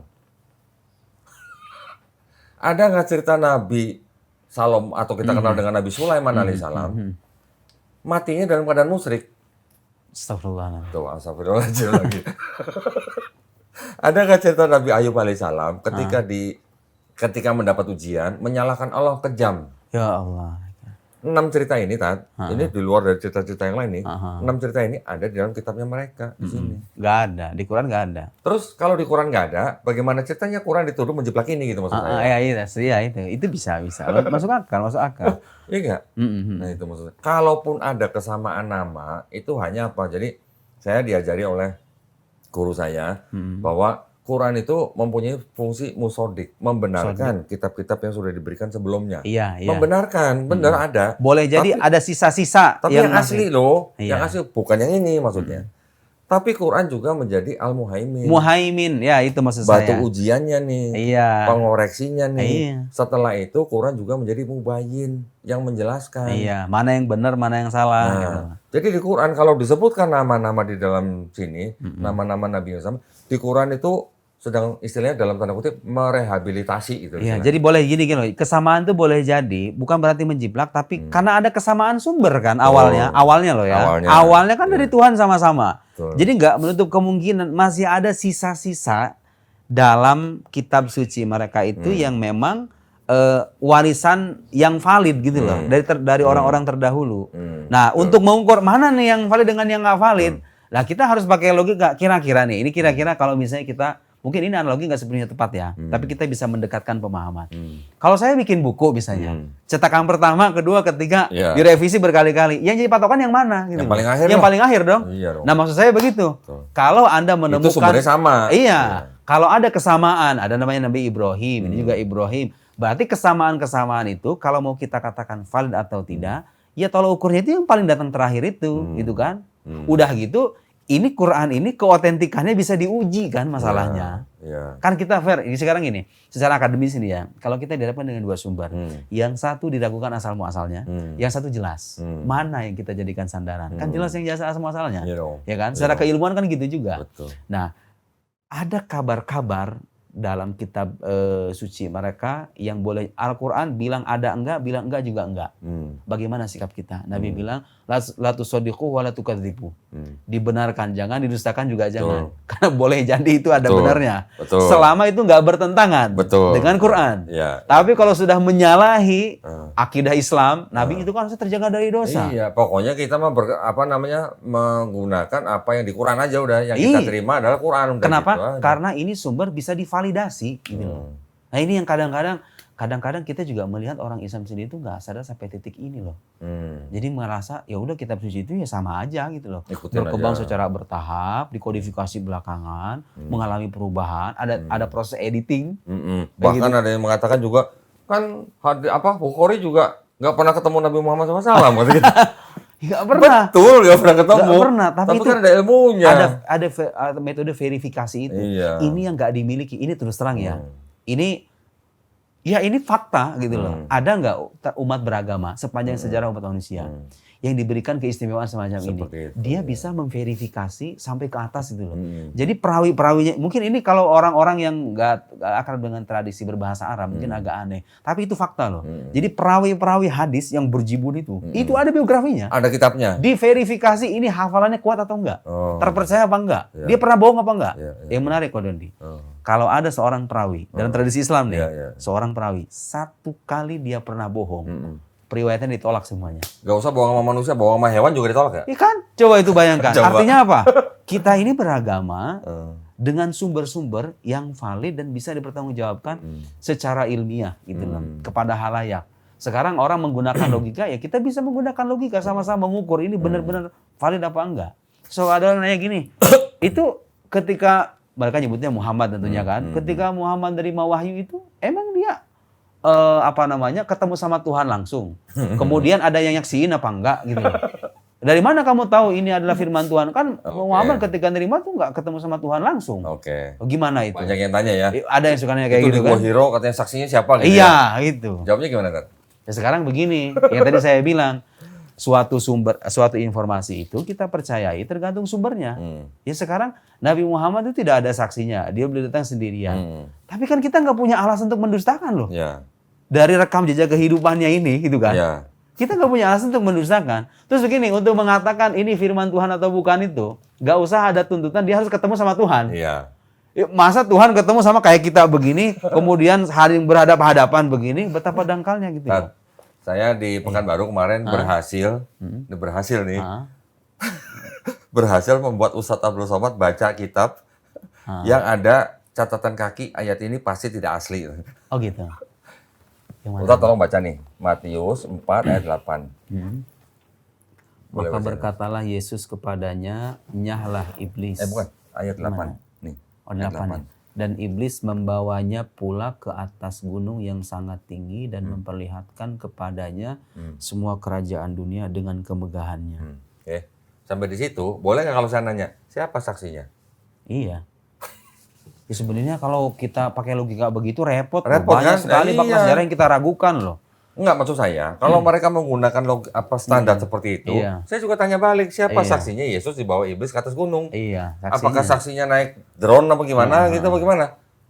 Itu aja mereka nggak bakal bisa jawab gitu loh. Kalau standarnya begitu ya, Ustaz ya. Iya. Ya, tapi kan itu standar udah keliru sejak awal gitu loh. Ya rendah banget gitu standarnya maksud Ya, saya. sekarang gini, untuk mengatakan ini sumber dari Tuhan atau bukan itu tidak mengharuskan yang bersangkutan ketemu sama Tuhan. Iya. Cukup kita bukti dengan data-data yang tersaji di hadapan kita. Kayak tadi itu, reasoningnya kayak tadi itu. Dilihat nih, Nabi Muhammad ini kehidupannya kayak gimana.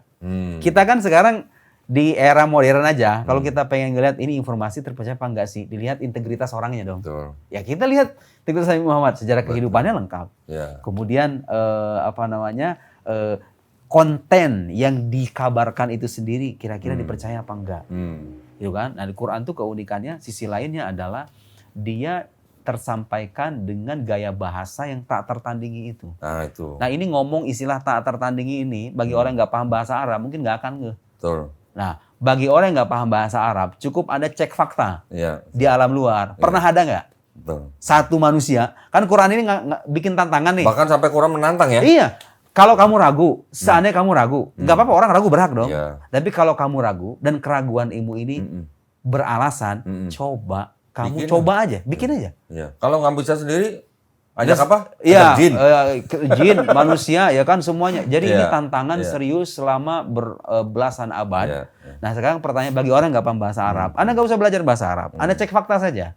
Tanya sama yang ahli bahasa Arab, pernah ada nggak manusia yang nggak bisa ada itu? lah. Nah kalau nggak makhluk nggak ada, terus dari mana? Gitu Nah, loh. itu. Nah ini reasoning kayak gini loncat sampai kesimpulan ini dari Tuhan, nggak mengharuskan Nabi itu ketemu sama Tuhan langsung. Iya, betul. Kita nguji fakta yang ada, gitu loh. Dilihat kontennya, dilihat yang mengabarkannya, kira-kira ini konsisten apa enggak? Lah kalau dilihat-lihat kalau begini-gini, dari mana? Dari jin. Lah jinnya sendiri kalau kafir kan dilaknat juga di Quran. Iya, Gimana iya. ceritanya? Oh kita mau baca Quran diajarin suruh baca auzubillahi minasyaitonirrajim. Dari mana? Dari halusinasi.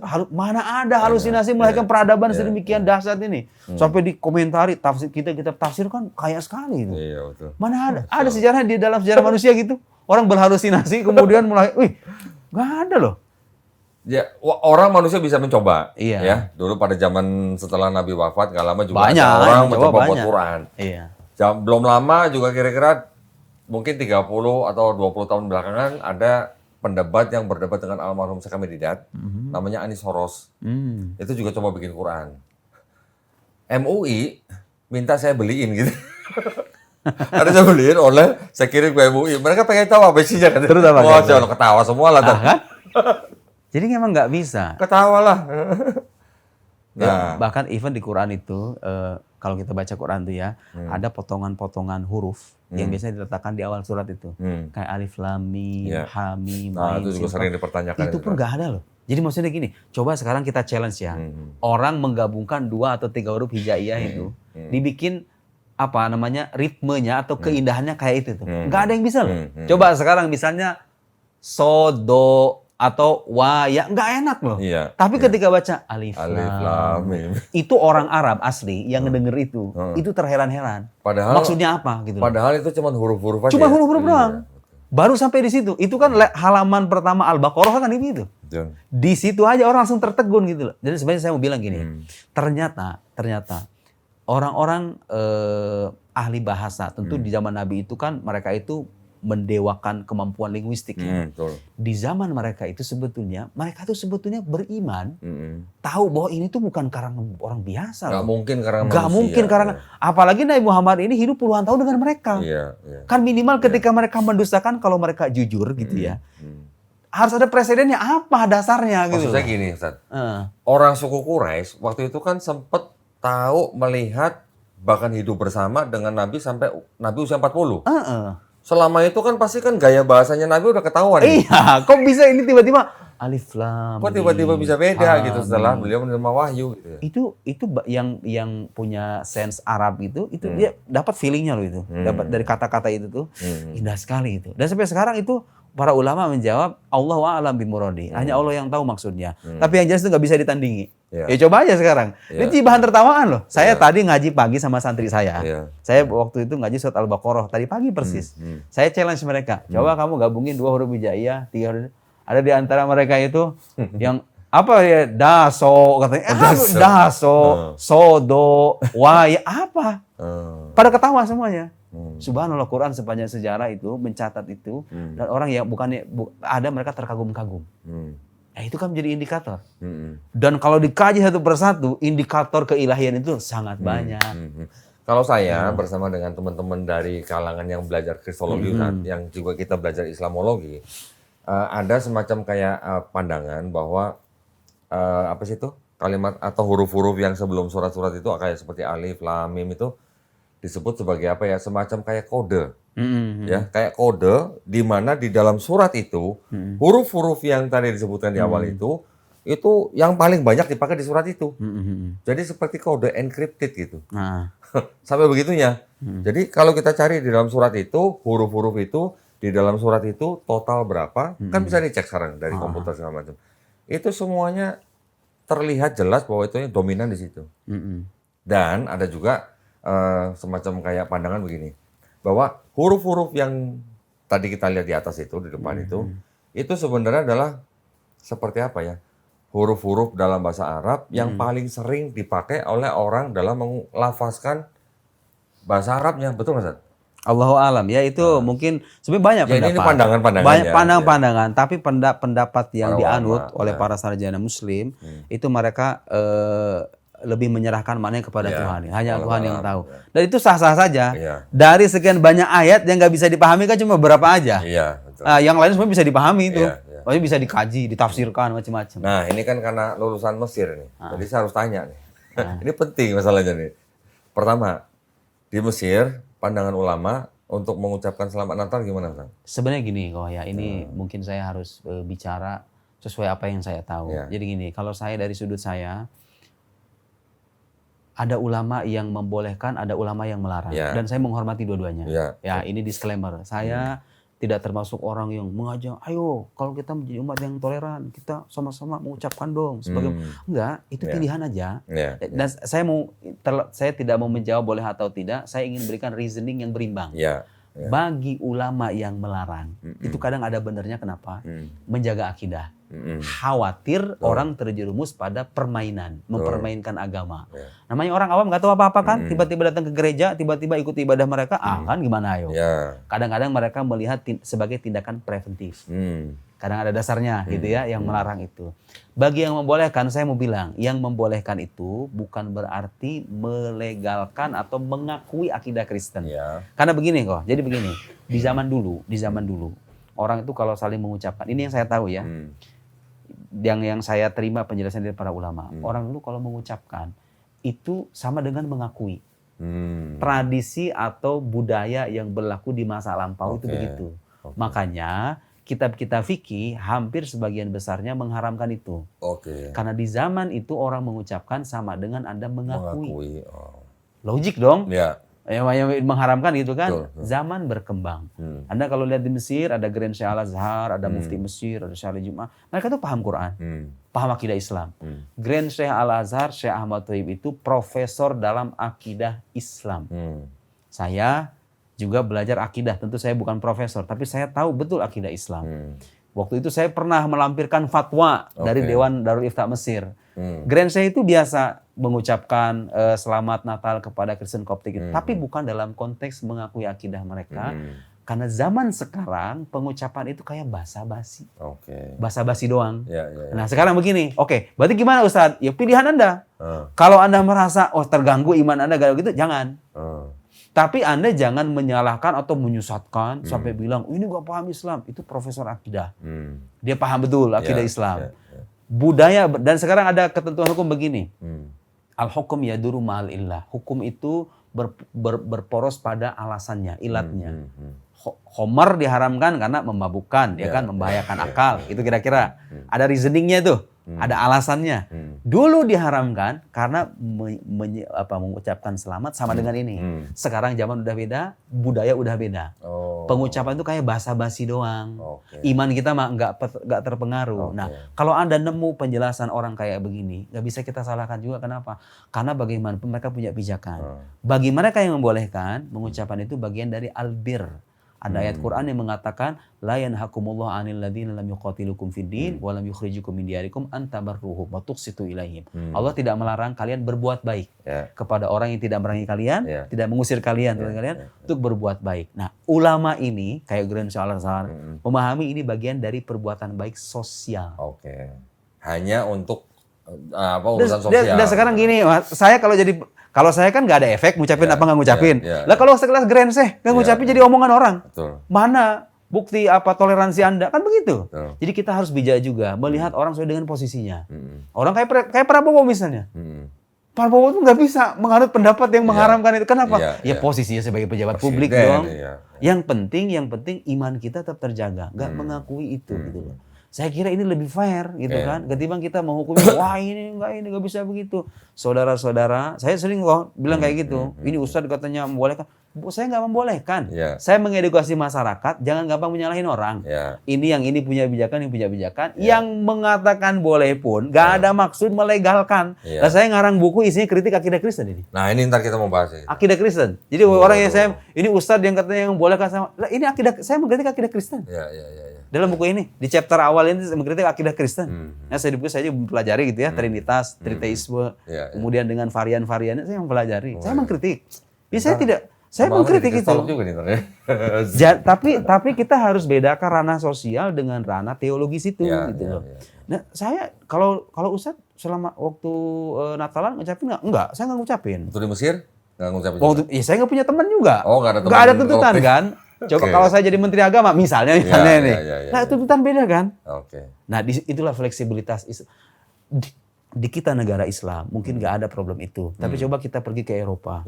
Saudara-saudara kita yang dia punya kolega-kolega itu kan kayak basa-basi. Bro, sama Natal ya kayak gitu kan basa-basi doang. Basa-basi doang gitu loh. Oh, saya nggak bisa begitu. Itu nggak bisa. Ya udah nggak apa-apa. Itu pendapat Anda. Tapi saya mau bilang itulah pendapat yang kita jumpai dalam tradisi keulamaan kita. Jadi maksudnya kalau yang mengikuti pendapat ulama tidak mengucapkan selamat Natal, silakan. Yang mengucapkan dengan kondisi tertentu pun silakan. Dengan kondisi tertentu dan dengan maksud tertentu. Betul. Jadi maksudnya kalau yang setahu saya nih, mohon maaf kalau salah ya. Setahu saya ulama yang melarang itu juga punya kondisi tertentu juga. Oh iya. Maksudnya dalam arti kalau dia berada di sebuah negara yang mayoritas Islam, itu nggak boleh, ngucapin. Tapi kalau dia berada seperti yang tadi Ustadz bilang di Eropa atau mungkin di Amerika, saya suka nanya, dia minoritas misalnya kan, dia tadi Ustadz bilang seperti basa-basi. Basa-basi doang, mujamalah. Itu saya ada di fatwanya Darul Ifta. Tapi itu pun dengan catatan bahwa kita tetap menjaga akidah Islam. Oh iya jelas itu pasti. Ya saya mengkritik akidah Kristen, masa dengan saya melampirkan fatwa doang dibilang merusak akidah Islam. Ya saya mengkritik akidah Kristen. Mengkritik beneran mengkritik gitu dan saya membaca gitu loh. Nah, tapi artinya itu tadi. Nah, saya kira ini kalau kita bicara dari aspek yang lain ya, aspek moral ini soal aspek moral sebetulnya. Kenapa kita itu menjadi orang yang mudah sekali menyalahkan orang gitu loh. Di lingkungan umat Islam sendiri gitu loh. Kenapa sih kalau soal beda itu ya udah yang penting ada alasannya, udahlah. Kamu nggak mau begini, bagi saya itu sesat. Ya udah, itu pendapat kamu. Yang lain punya alasan. Yang lain punya pijakan. Kita itu sama-sama merujuk pada Quran dan Sunnah. Nggak ada perselisihan soal itu. Tapi orang beda-beda memahami keduanya. Betul. Kan gini Ustadz, kalau saya sih gambarnya gampang. Pendapat A segini misalnya. Pendapat B segini. Kita sebagai umat, kita ngelihat dua-dua begini kan kita harus bisa merangkum dua-duanya. Kalau kita cuma di sini ya monggo, kita mau di sini ya monggo, tapi yang ini jangan saling menyalahkan. Saya dapat belajar gini kok. Waktu ke Eropa itu, saya mulai tersadar ternyata perbedaan pendapat ulama yang beraneka ragam itu ternyata itu emang tujuannya memudahkan kita beragama loh. Supaya orang ketika di kondisi yang berbeda, dia bisa mengamalin. Di Indonesia begini nggak diamalkan, tapi ada pendapat fikih yang membolehkan, bisa diamalin di sana. Di negeri minoritas itu. Iya kan? Betul. Kayak menjamak sholat misalnya. Kita itu menjamak itu cenderung kalau safar ya kan?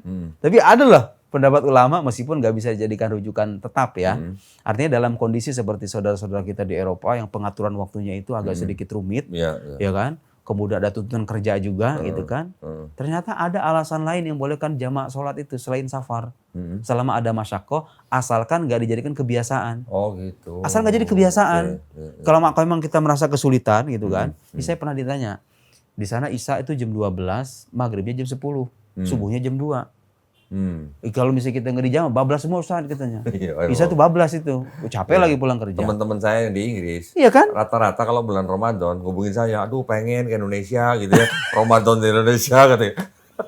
Ada, jadi sebagian pendapat asal katanya jangan dijadikan kebiasaan aja. Jangan tiap hari jamaah gitu. Ya, kalau lagi udah mumet banget, maksudnya tuh capek banget gitu. Islam berikan kemudahan. Itu poin saya. Di kita pendapat-pendapat fikih yang dia itu kan mazhab Syafi'i. Ternyata mazhab fikih itu banyak, nggak cuma 4. Dan itu kalau ada landasan dalam Quran dan Sunnah, monggo diamalkan. Itu bagian dari Islam juga gitu loh. Asal jangan niatan ngambil yang gampang-gampangnya doang, gitu loh. Islam ini luar biasa. Haji mumpung. Iya, Haji mumpung. Islam itu luar biasanya apa? Jadi dia itu memang betul-betul agama yang bisa dipraktekkan sepanjang waktu, dimanapun dan kapanpun. Ya. Dalam keadaan kita selalu punya opsi, nggak bisa begini. Ada ulama yang bolehkan gini, udah. Sama-sama ulama selalu ada Muslim, solusi ya. Selalu ada solusi. Masya Allah. Ya. Ustaz, karena Al Azhar Mesir juga nih, makanya saya mau nanya satu juga topik yang ini sering diperbincangkan juga. Tentang sebutan ahlul kitab. Iya. Nah.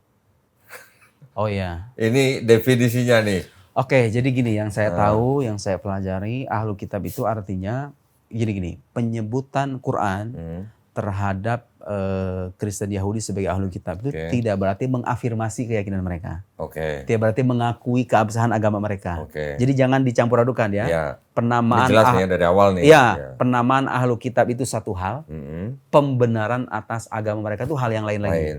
Quran ketika menyifati mereka dengan ahlu kitab, itu justru tujuannya adalah ada misi dakwah di balik itu supaya apa? Supaya kamu tahu, kamu itu sebetulnya beragama dengan agama yang dulunya punya kitab asli dari Tuhan. Sehingga kamu ketika kedatangan Nabi Muhammad harusnya lebih gampang menerima ini. Karena Nabi Isa, Nabi Musa, Nabi Muhammad ini sumbernya sama. Kamu dulu punya kitab suci. Ini Nabi ini juga datang dengan kitab suci yang membenarkan itu dan mengoreksi yang salah. Gitu loh. Jadi penamaan itu justru tujuannya supaya mendekatkan mereka ke lingkungan kita. Bahwa kamu itu punya kitab suci yang dulunya dari Tuhan juga. Untuk beriman kepada Nabi terakhir ini bukan hal yang sulit harusnya gitu loh. Nah itu tadi. Jadi penamaan ahlu kitab itu nggak ada urusan dengan pembenaran agama mereka atau memvalidasi. Kalau gitu kitab mereka kita akui valid dong. Enggak. Itu yang bahaya. Nggak ada hubungan. Nggak ada hubungan. Itu hanya nomenklatur, hanya istilah yang memang dibakukan Quran. Siapa itu ahlu kitab? Orang yang memang dulunya punya kitab samawi, sekalipun sudah didistorsi. Sebentar. Orang yang dulunya punya kitab samawi. Iya. Jadi man lahu kitabun samawi wa in hurrifa wa buddil. Kira-kira pengertian siapa yang artinya bernasab kepada agama yang dulunya punya kitab samawi. Kitab samawi itu artinya wahyu yang dulunya berasal dari Tuhan. Ya itu adalah di pemahaman dalam kita nih ya, dalam Islam ya. Itu adalah wahyu yang asli nih. Iya.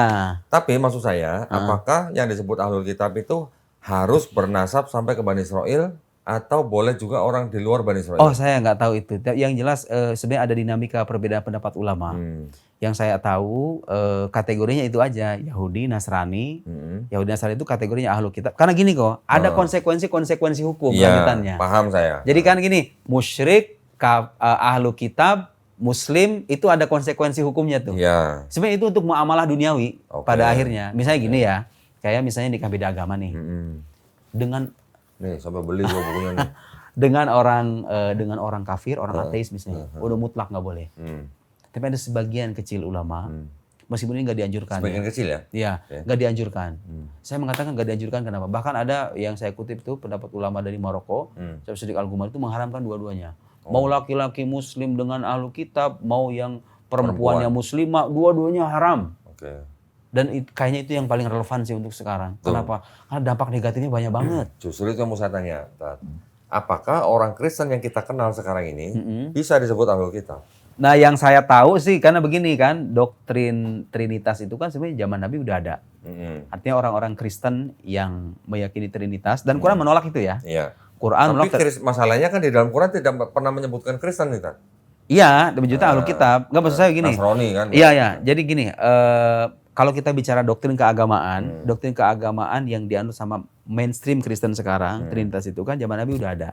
Meskipun orang Kristen itu menyimpang di sudut keyakinannya, tidak diakui otentik kitab sucinya, Nabi menamai ahli kitab, Dan ahlu kitab ini maksud itu yaitu tadi orang yang memiliki kitab suci yang asal muasalnya dari kitab samawi gitu loh. Sekalipun dia sudah distorsi. Dan begini sebenarnya ini mungkin perbedaan pendapat ulama kok.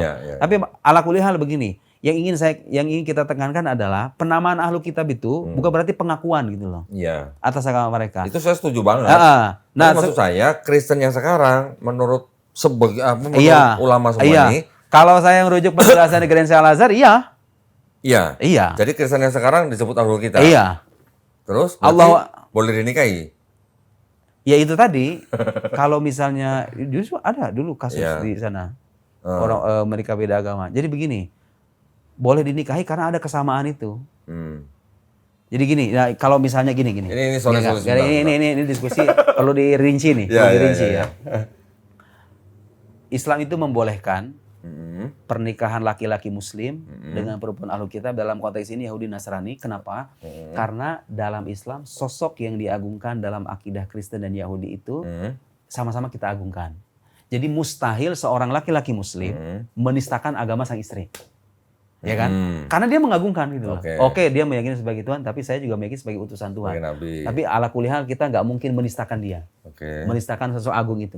Kalau dibalik, kalau laki-lakinya non Muslim, perempuannya Muslimah, ya kan?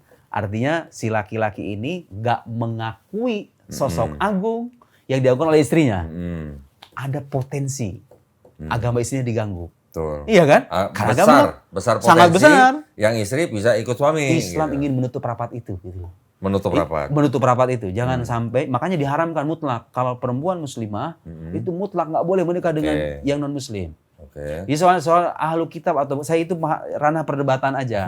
Apakah dia masih layak ahlu kitab atau tidak ranah perdebatan. Poinnya adalah yang saya tahu ahlu kitab itu ya selama dia percaya dengan kitab yang kalau dilacak asal muasalnya dari kitab samawi, misalnya ya itu Kristen itu yang meyakini Yesus, kemudian Yahudi juga meyakini Nabi Musa gitu kan.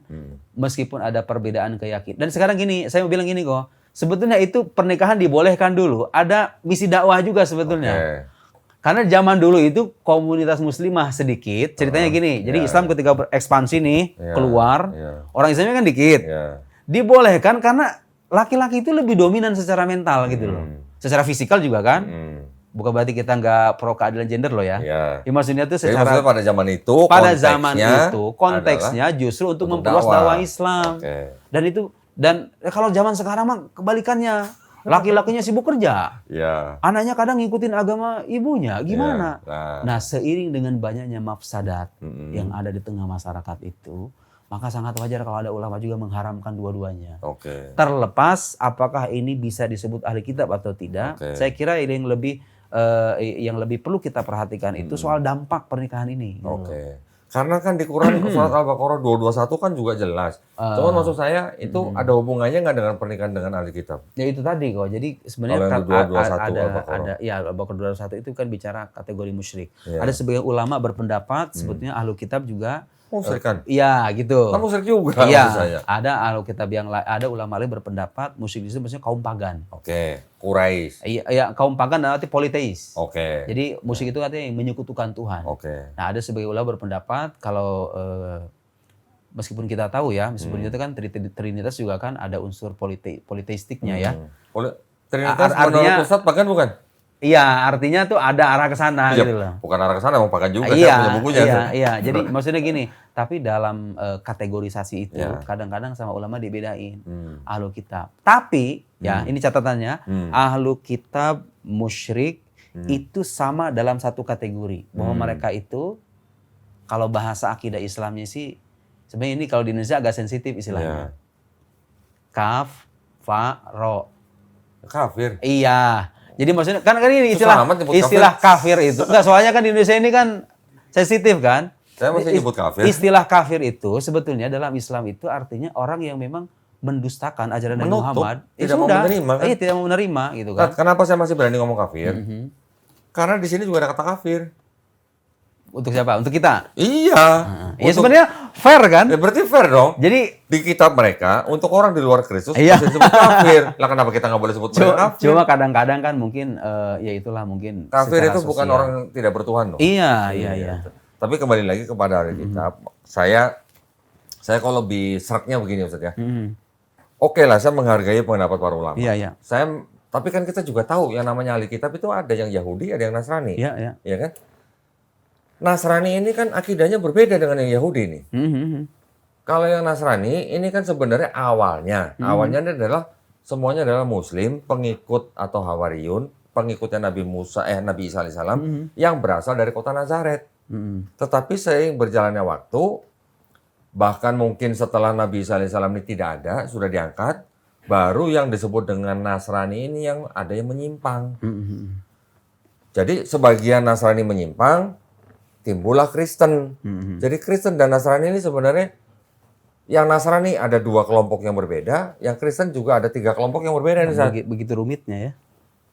Nasrani yang menyebut Isa putra Allah sesuai dengan Quran surat Taubah ayat 30, ini sama dengan Kristen yang Trinitas. Iya. Ya, ini ya. Nanti ada lagi Kristen juga yang Unitarian. Unitarian ya, saya punya bukunya itu. Tidak menyembah Yesus sebagai Tidak, Tuhan. iya. Nanti ada lagi yang Kristen yang Oneness. Oneness ya. Oneness ini adalah penerusnya Sabellianisme.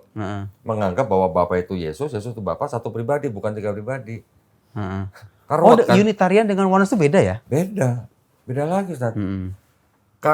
Makanya gini, saya tadi ingin menanggapi Ustaz bahwa di dalam Quran, tadi kan Ustaz bilang sudah lengkap mengkritik semuanya.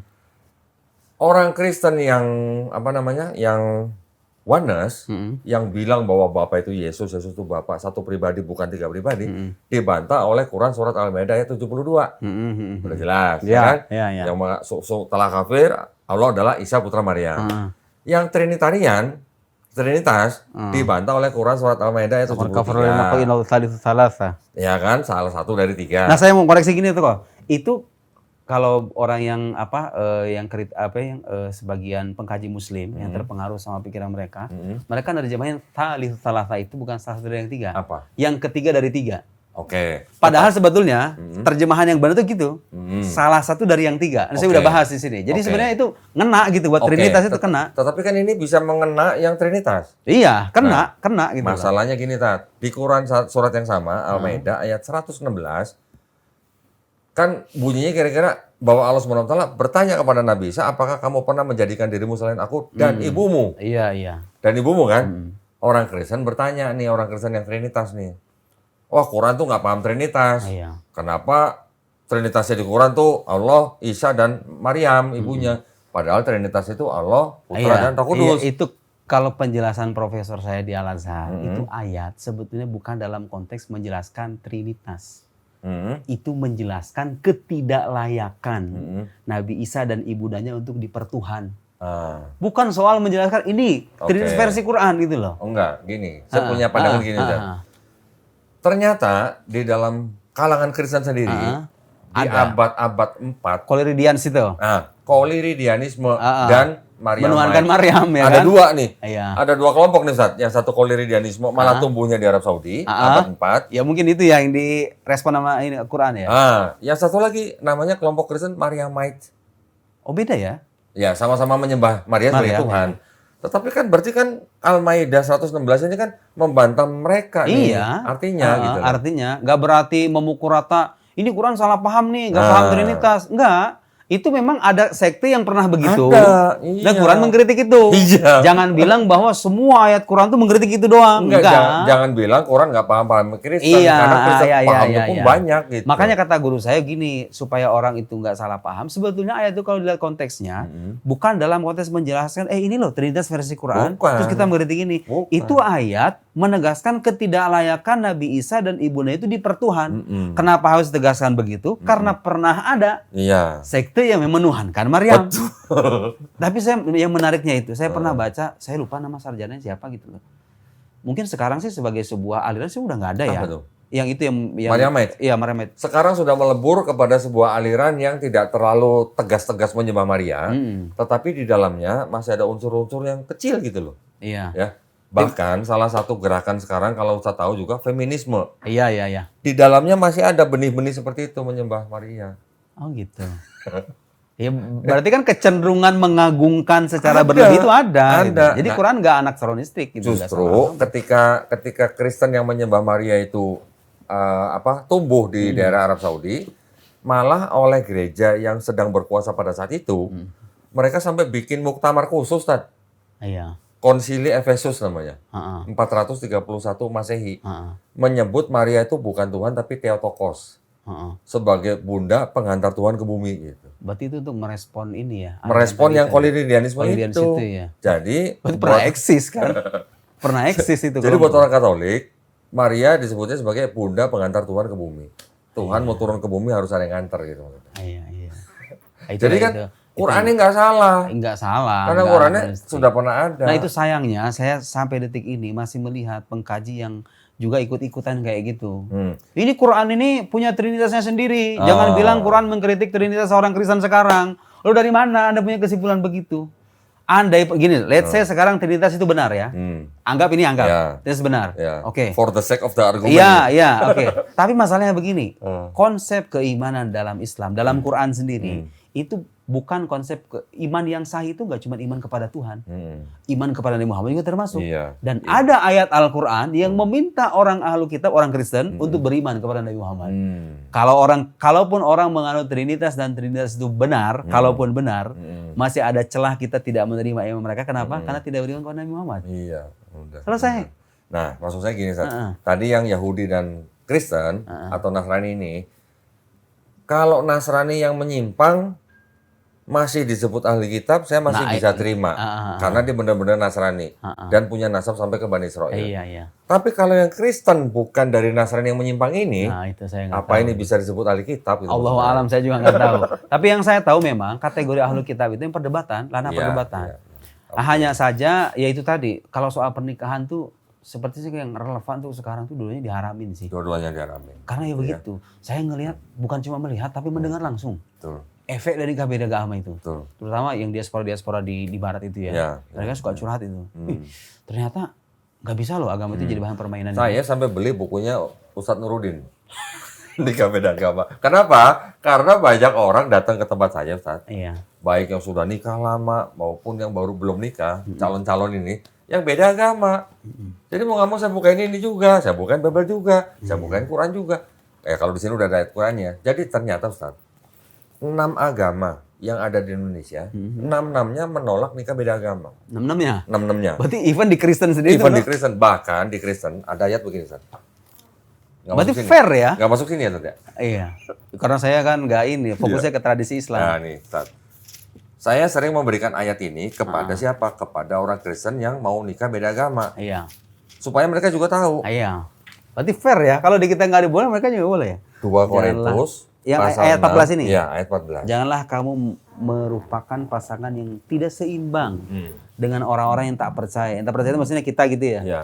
Sebab persamaan apakah terdapat antara kebenaran dan kedurhakaan? Atau bagaimanakah terang dapat bersatu dengan gelap? Oh, sama. Oke. Kalau gitu berarti kalau kita Itu ayat ya, Ustaz ya? sama-sama Itu ayat. mengharamkan tuh fair. Oke, itu ayatnya. Terus ada tafsirnya. Saya juga harus pakai tafsir. Iya, iya. Tafsirnya bagaimana? Oke. Tafsirnya bahwa orang Kristen itu tidak boleh apa nih?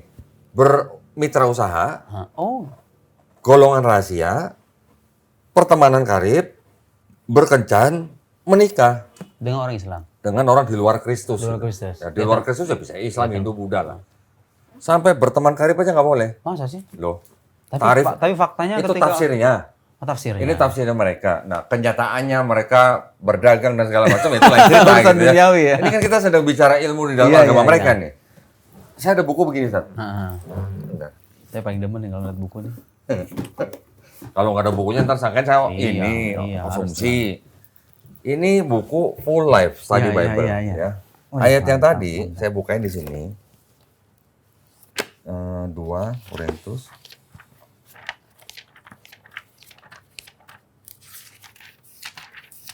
Saya baru tahu ini pengetahuan ya bagi saya. Berarti dalam tradisi mereka sendiri itu emang. Jadi saya pakai ini juga.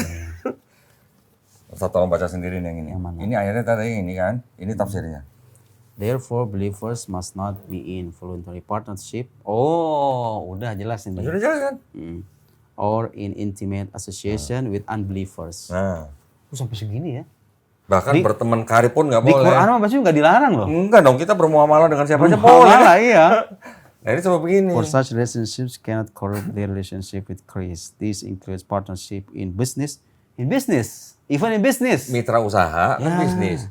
Golongan rahasia. Maksudnya ini pendapat emang dianut maksudnya yang otoritatif ya. Ya dong, otoritatif. Ini for life ini otoritatif. Ini new international version.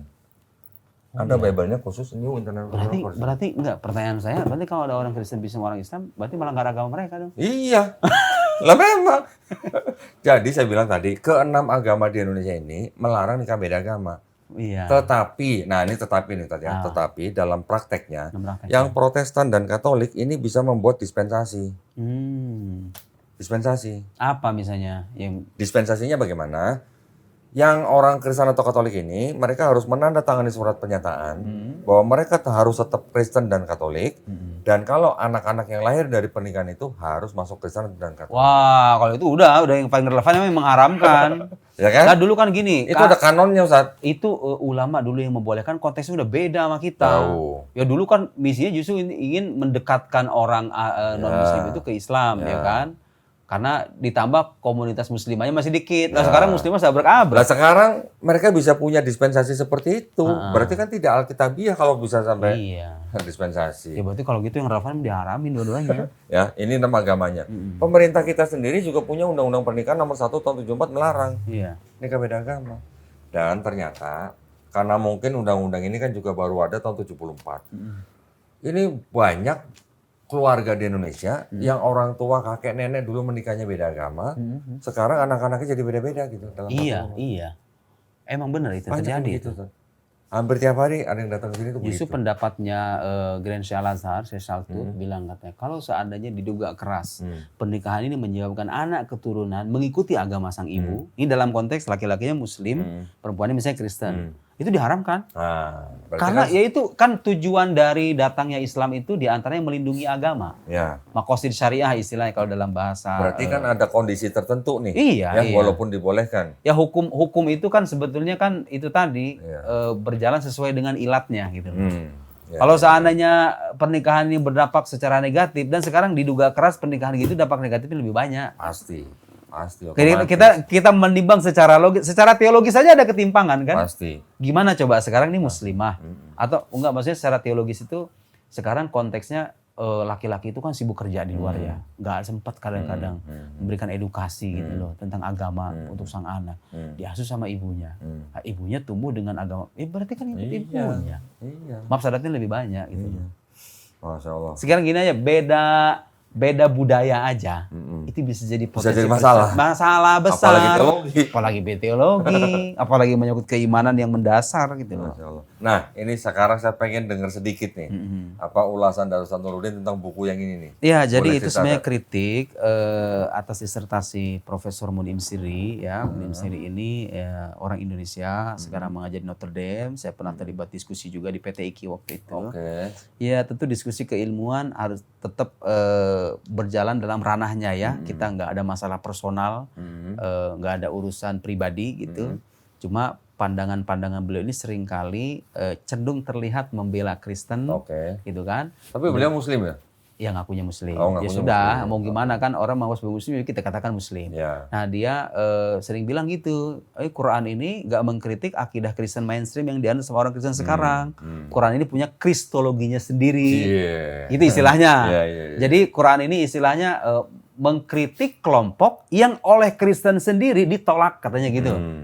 Jadi maksudnya nggak ngkritik Trinitas versi mainstream. Nah saya bilang dalam buku ini, kalau Anda baca ayat Quran, semua ayat Quran yang mengkritik Kristen itu, kesimpulan akhirnya yang saya justru kebalikannya, silakan hadirkan sekte Kristen apapun.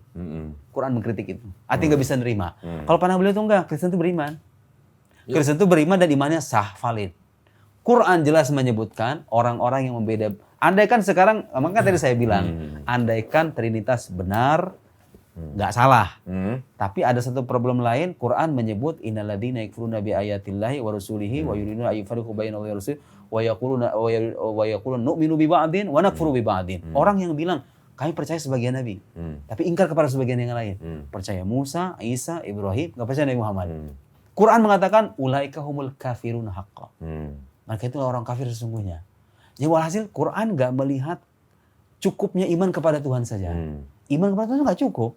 Andaikan Trinitas, oke, Anda bilang Trinitas itu satu formula keimanan yang bisa valid. Enggak, masalahnya ketidakberimanan kepada Nabi Muhammad, Quran menyebut sebagai kekufuran kan? Iya. Nah, mau gimana lagi? Di dalam Quran udah jadi standar. Udah jadi standar. Jadi iman itu nggak bisa dipisah-pisah. Anda iman kepada Tuhan harus iman kepada semua utusannya.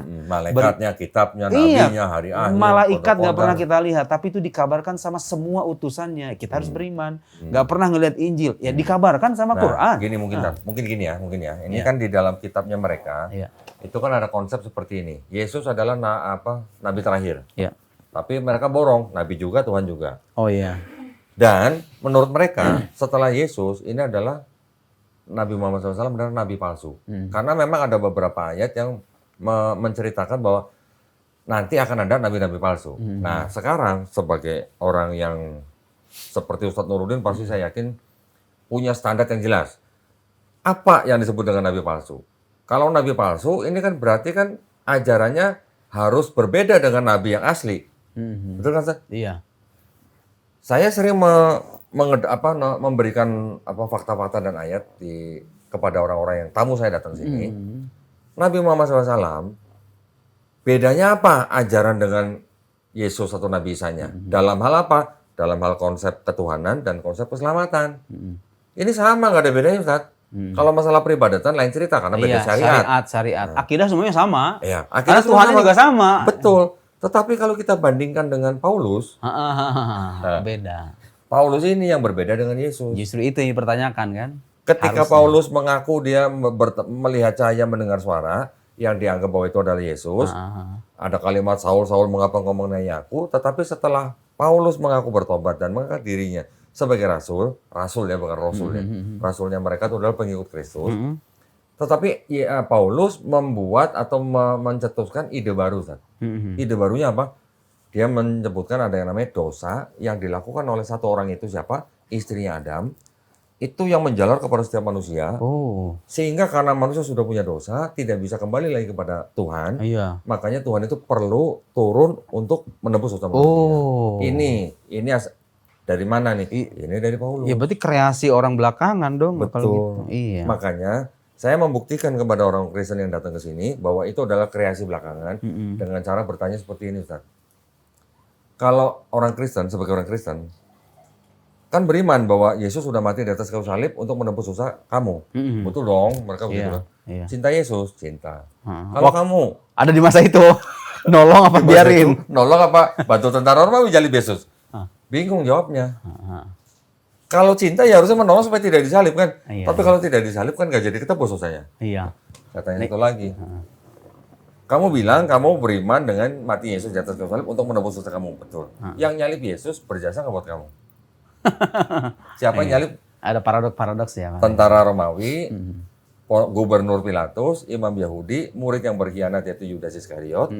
Tapi Ustaz mungkin belum tahu bahwa Yudas Iskariot di dalam kitabnya Kristen diceritakan menyerahkan Yesus kepada Imam Yahudi karena dibisiki iblis.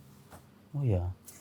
Saya mau nanya gini kok, yang sebetulnya kalau dalam tradisi Islam kan Yesus tidak disalib, tapi diserupakan. Yang diserupakan itu sebetulnya siapa gitu loh? Ada nggak nama tertentu? Di dalam kitab mereka? Iya. Loh, nggak ada dong. Kalau kitab mereka... Oh ya enggak, maksudnya di dalam penelitian para sarjana lah. Oh enggak. Gini, Tat. Kalau yang saya sosok tahu, yang diserupakan itu muridnya Yesus berarti? Itu kan tafsirnya Ibnu Katsir, Tat. Itu kan tafsir dari Quran Surat An-Nisa 157. Iya. Tafsirnya Ibnu Katsir mengatakan bahwa yang diserupakan itu adalah Yudas Iskariot. Iya, itu yang populer kan itu. Yang populer. Bener nggak sih? Ya itu tafsirnya Ibnu Katsir kan kita ya. Enggak dari sudut pandang tafsir, dari sudut pandang pengkaji biblikal gitu. Oh, kalau di pengkaji biblikal, kalau di sini kan Yesus disalib bersama dua penjahat. Oh gitu. Beda jauh sama Quran Surat An-Nisa 157. Iya. Justru Quran Surat An-Nisa 157 itu membantah ini gitu maksud saya. Iya, menafikan sama sekali kan. Menafikan sama sekali. Ibnu Katsir menafsirkan Yudas Iskariot. Nanti ada Ibnu Abbas yang ditafsirkan yang diserupakan adalah murid Nabi Isa yang paling setia. Nah, itu kan beda juga. Jadi kalau tafsir kan kita nggak bisa sebagai dalil mutlak gitu. Iya. Selama bukan Yang ayat jelas Quran. itu mungkin soal nama sih misteri ya, siapa gitu. Banyak orang Kristen datang sini, tanya ke saya. Itu di Quran disebutkan yang diserupakan. Siapa yang diserupakan? Jawabannya apa? Saya jawab apa, Pak? Emang penting? Saya bilang, penting katanya. Kalau nggak ada nama diserupakan berarti nggak lengkap Qurannya. Oke, saya tanya. Yesus di sini disalib sama 2 penjahat, namanya siapa? Nggak bisa jawab juga, nggak ada. Di sini nggak ada juga. Iya. Kenapa kamu nanyain nama yang Ya, diserupakan? sebenarnya Quran kan nggak mendetailkan semua hal. Itu. Kayak pemuda yang tidur dalam gua tuh nama-namanya siapa? Kan nggak disebutin. Betul. Nabi Isa pernah melerai, Nabi Musa pernah melerai pertikaian antara Bani Israel dengan itu Ya. dua laki-laki, nggak sebutin juga namanya. Nanti orang Kristen juga bertanya, kenapa di dalam Quran tidak ada nama istri ada Nabi Adam? Ada nggak katanya di Quran? Iya. Nama istri Adam. Nih, Saya bilang emang penting. Penting. Kalau nggak ada berarti nggak lengkap. Saya tanya, di sini ada nggak nama istri Nabi Lut? Saya bilang. nggak ada. Nggak ada juga. Nah, sekarang ada fakta menarik kalau ini. Quran ini bukti lain bahwa Quran bukan buatan Muhammad ya. Saya nih kalau ngarang kitab, kemudian saya punya kesempatan menceritakan pengalaman pribadi yang bermanfaat, Ya. saya akan ceritakan itu. Betul. Momen-momen penting gitu loh dalam hidup saya. Ya kan naluri manusia begitu. Ini menarik di Quran, kebanyakan kisah yang diikuti itu Bani Israel dengan Nabi Musa, ya kan? Kisah pernikahan Nabi dengan Sayyidah Khadijah nggak ada. Dengan Sayyidah Aisyah nggak ada. Iya. Momen ketika istrinya meninggal nggak ada. Nggak ada. Putra-putrinya nggak disebutin. Iya. Berarti kan kalau gitu bukan karangannya gitu loh. Kan kalau Ada satu logik lagi, kita bermain, kalau seandainya itu karangannya kan diceritakan kehidupan pribadinya. Ada satu lagi. Nah. Kalau saya mengarang sebuah kitab, terus kemudian dianggap saya melakukan kesalahan, saya akan membuka kesalahan saya nggak? Nggak mungkin. Nggak mungkin dong. Nah Ya, ini kok di Quran kok Nabi diceritakan ditegur sama Allah. Meskipun tegur dalam arti halus sih sebenarnya Iya, ya. ya, Tapi saking- poinnya sebenarnya nggak kalau itu karangan pribadi gitu ya buat Iya, apa kan gitu. nggak kan. mungkin gitu maksud saya. Iya, itu makanya. Masya Allah. Alhamdulillah. Alhamdulillah lah, mudah-mudahan. Satu lagi San, Iya, sebelum iya. sebelum kita udahin. Heeh. Ini aja fakta aja. Saya nemu 2 buku. Mm-mm. Yang satu buku, ini penulisnya sama 2 buku ini. Iya, iya. Sama-sama Dennis R. MacDonald. Judulnya yang satu ini The Homeric Epics and the Gospel of Mark. Oke. Di kitabnya Kristen ada surat yang namanya Markus. Mm-mm. Markus itu adalah surat pertama dalam Perjanjian Baru yang ditulis kira-kira tahun 65 sampai 70 Masehi sebelum Bait Suci Yahudi yang kedua diruntuhkan oleh Jenderal Titus. Mm-mm. Surat Markus itu yang disadur oleh surat Matius dan Lukas. Mm-mm. Ya. Jadi kan ada 4 surat nih yang disebut dengan Injil oleh kalangan Kristen. Matius, Markus, Lukas, Yohanes. Yang Markus ternyata mengadopsi novelnya Homer. Alah. Emang iya? Homer ini adalah penulis novel Iya. yang hidup abad ke-8 sampai ke-7 sebelum Masehi. Hmm. Berarti 700 tahun sebelum Nabi Isa. Iya. Menulis novel tentang Odyssey yang menghancurkan kota Trojan, kemudian kembali ke negaranya Kerajaan Iliad. Mm-mm. Cerita kembalinya yang 10 tahun itu diadopsi oleh surat Markus. Ya. Iya. Yang kedua, Gospel Yohanes. Mm-mm. Gospel Yohanes ternyata menyadur penulis novel juga namanya Euripides. Mm-mm. Menulis tentang Dionysus, anaknya Dewa Berarti Zeus. saduran ya? Ya, ini aja. It's the fact. Sampai sekarang belum ada pendeta yang menyangga ini. Karena penulis ini punya kisahnya, punya dokumennya tentang Odyssey. Juga penulis ini punya dokumen tentang Dionysus, anak Dewa Zeus. Dan ketika dia pelajarin cerita-ceritanya dalam Odyssey dan Markus, ternyata banyak yang sama. Narasinya diambil, tapi nama orang dan nama tempatnya diganti. Metode itu disebut dengan metode mimesis. Oh gitu ya. Itulah fakta-fakta Ini problematiknya. cuma fakta. ya. Berarti kalau begitu, novel disadur oleh yang tadi saya bilang, Iya, orang iya. menulis mengaku orang lain juga menulis menyadur Iya, dari iya, orang iya, lain. iya. Oh. Kemudian saduran ini dijadikan kitab suci. Gitu. Iya. Itu mungkin Makanya tadi saya tanya Ustadz, kalau di tradisi Islam, ya ada untungnya kita nggak? nggak ada. Nggak Kita nggak ada tradisi itu. Ya itulah kita kalau kita mungkin menatap ke dalam ya, kita bersyukur gitu loh. Kita memeluk agama yang ketika ingin diuji pun kita bisa menguji semuanya. Siap, ya. Dari aspek ketuhanannya, kenabiannya, even kitab sucinya, data-data sejarahnya, sejarah kehidupan nabinya. Orang kan ketika ingin meluk Islam, ini yang bawa Islam siapa gitu. Data sejarah kehidupan itu lengkap, selengkap-lengkapnya. Ya pada akhirnya ketika Quran bilang inna dina indallahil Islam, kita nggak ada keraguan lagi. Karena emang beragama itu emang harus berlandaskan keilmuan. Dan Islam punya seperangkat metode keilmuan yang sedemikian matang. Sebenarnya masih gitu ya. banyak yang pengen saya tanya Masih sama banyak Ustaz juga ya. Nurudin Masya Allah nih, cuman Iya. Waktunya nggak cukup nih. Udah lama ini kita udah lama. udah nungguin sama istri nih. Kapan pulang gitu ya. Masya Allah, terima kasih banyak Ustaz Nurudin. Alhamdulillah. Masya Allah ini benar-benar ya. Tadi yang kita dengerin dari Ustaz Nurudin ini semuanya daging tanpa tulang katanya. Ya Rob. Daging tanpa tetelan berarti. Barakallahu fikum Ustaz Nurudin, semoga kita semua dilindungi dan dirahmati Allah SWT. Amin. Ya, terima kasih banyak. Insya Allah nanti ada part 2. Insya Allah. Kalau istilahnya dimanapun lah nanti kita bisa Insya ngobrol Allah, tempat lain juga ya. Mudah-mudahan. Barakallahu fikum, terima kasih banyak ya juga atas perhatiannya dari para pemirsa. Kita pamit dulu undur diri. Wabillahi taufiq wal hidayah. Wassalamualaikum warahmatullahi wabarakatuh. Waalaikumsalam warahmatullahi wabarakatuh. Nah, kalau yang ini Ustaz, ini namanya kitab suci Katolik. Ya. Tulisannya apa nih? Tidak untuk diperdagangkan. Jadi nggak jual Itu beli. eksklusif ya. Jadi ini kitab adalah buat calon pastor. Dengan pengantar dan catatan lengkap 2009 ya. dipersembahkan kepada umat Katolik Indonesia oleh Direktorat Jenderal Bimbingan Masyarakat Katolik ya, Departemen Agama Republik Indonesia. Ya. Kenapa nggak boleh diperdagangkan? Karena di sini ada catatan kaki. Jadi ini Ini bisa ayat. dijual nggak sih? Udah nggak beredar ya? Enggak. Oh iya, kamu boleh perdagangkan kan? Iya. Ini ayat segini, Tat. Iya. Ini catatan kakinya. Oh gitu. Ini ayat, ini catatan kaki. Ya. Nah, sekarang di dalam mempelajari yang namanya Kristologi, kan kita harus tahu doktrin utama merekanya apa. Doktrin utama mereka kan Trinitas. Trinitas ya. Nah, itu yang menjadi pertanyaan orang-orang bahwa di mana ada ayat yang mengajarkan konsep Trinitas, kan begitu. Saya nggak nanya kata Trinitasnya. Kata Trinitas nggak ada di sini. Nggak ada. Tapi ayat rumusannya Nggak ada. Ada di sini, Sat. Ada. Ada. Ada di sini. Bentar.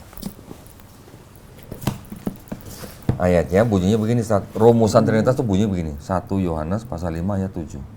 Boleh tolong bacanya? Iya. Sebab ada 3 yang memberi kesaksian di dalam sorga, Bapa, Firman, dan Roh Kudus, dan ketiganya adalah satu. Dan ada 3 yang memberi kesaksian di bumi. Nah, jadi ada Bapa, Firman, dan Roh Kudus disebut ketiganya satu.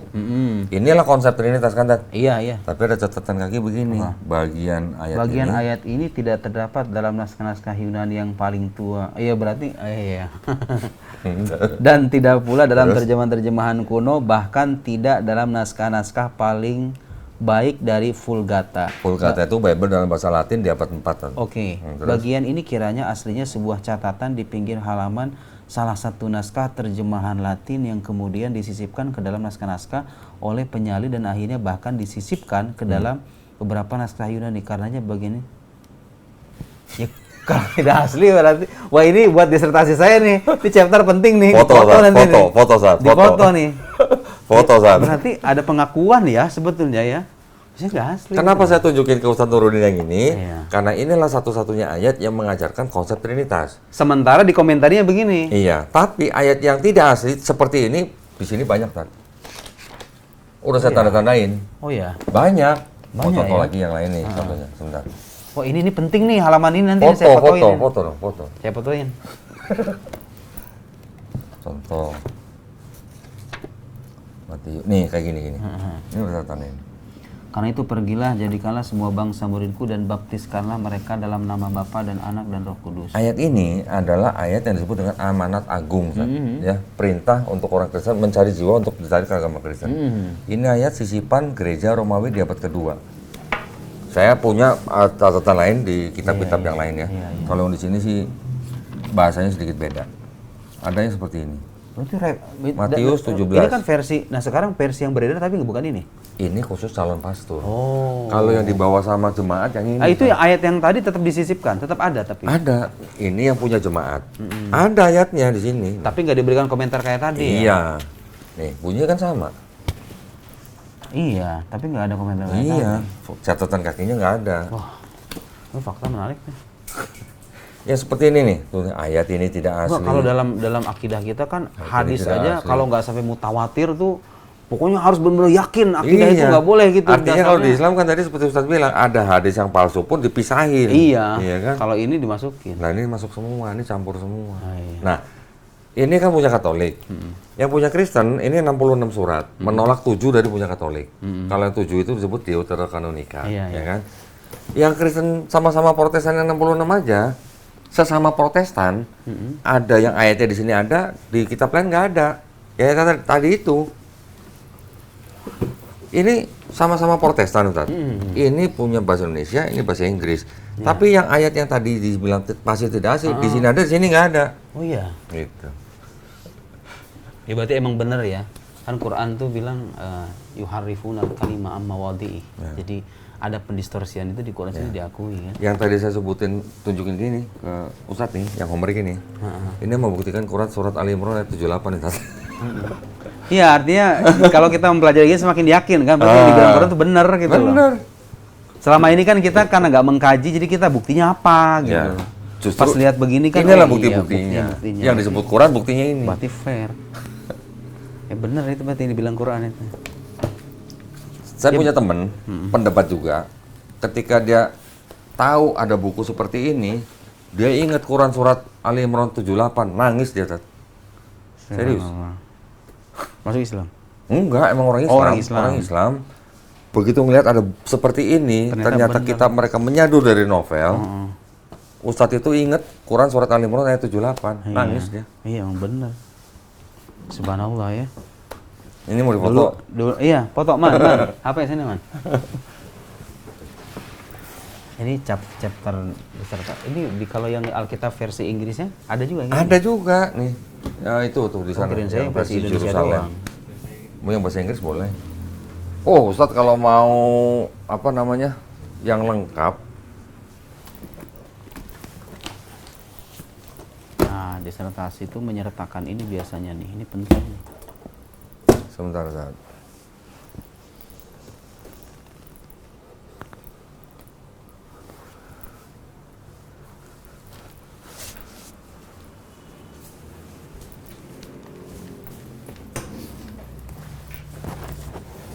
Nih. Jadi kitab itu sebenarnya adalah diambil dari sini, Tat. Dari Jerusalem Bible. Ini tahun 66. Dapat dari mana nih kok? Lupa saya beli di mana nih. Tahun 66. Ngoleksi dari dulu ini ya? Dari dulu udah 3 tahun yang lalu. Di ayat yang sama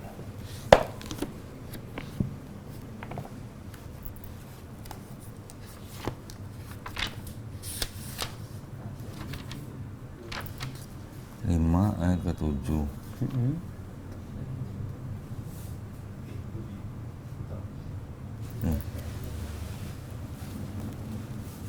Yang catatan kaki yang 5 tadi. ayat ke-7 ya. Nah, ini di sini. 7 ini di sini apa nih? D ya, D. Coba cari D. Nah, ini D. There are three witnesses and he found the father. The words in italics. Not oh iya sama berarti ya. Iya. Berarti pengakuannya itu sama gitu loh. Berarti timur barat sama-sama mengakui berarti. Kenapa saya tonjolkan ayat ini? Karena inilah satu-satunya ayat yang dianggap mengajarkan konsep Trinitas. Iya kan? Kalau ayat yang lain, Enggak, pertanyaannya itu kan apa akidah pokok? Kok bisa cuma satu ayat doang gitu? Iya. Dan tambahan pula. Kok bisa gitu loh? Itulah. Sebelum abad 16 saat itu nggak ada. Iya. Adanya di abad 16.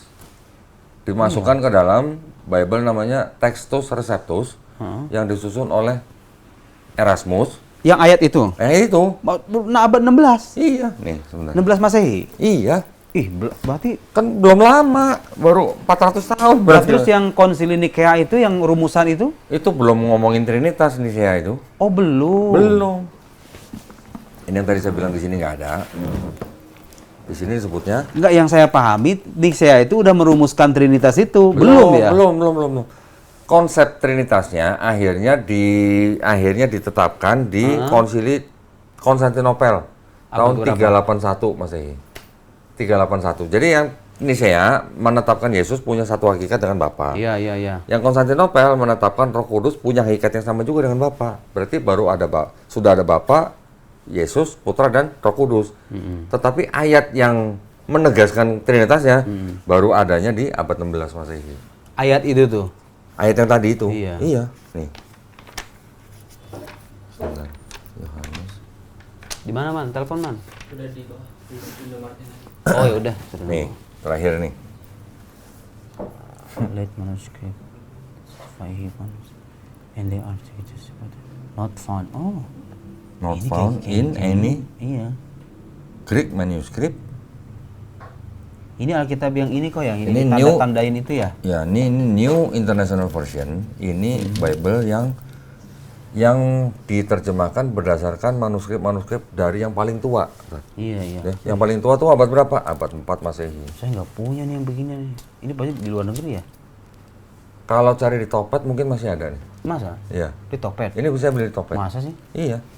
Cari aja versinya New International Version. Harusnya. Yang bahasa Inggrisnya? Bahasa Inggris. Ada ya? Ada.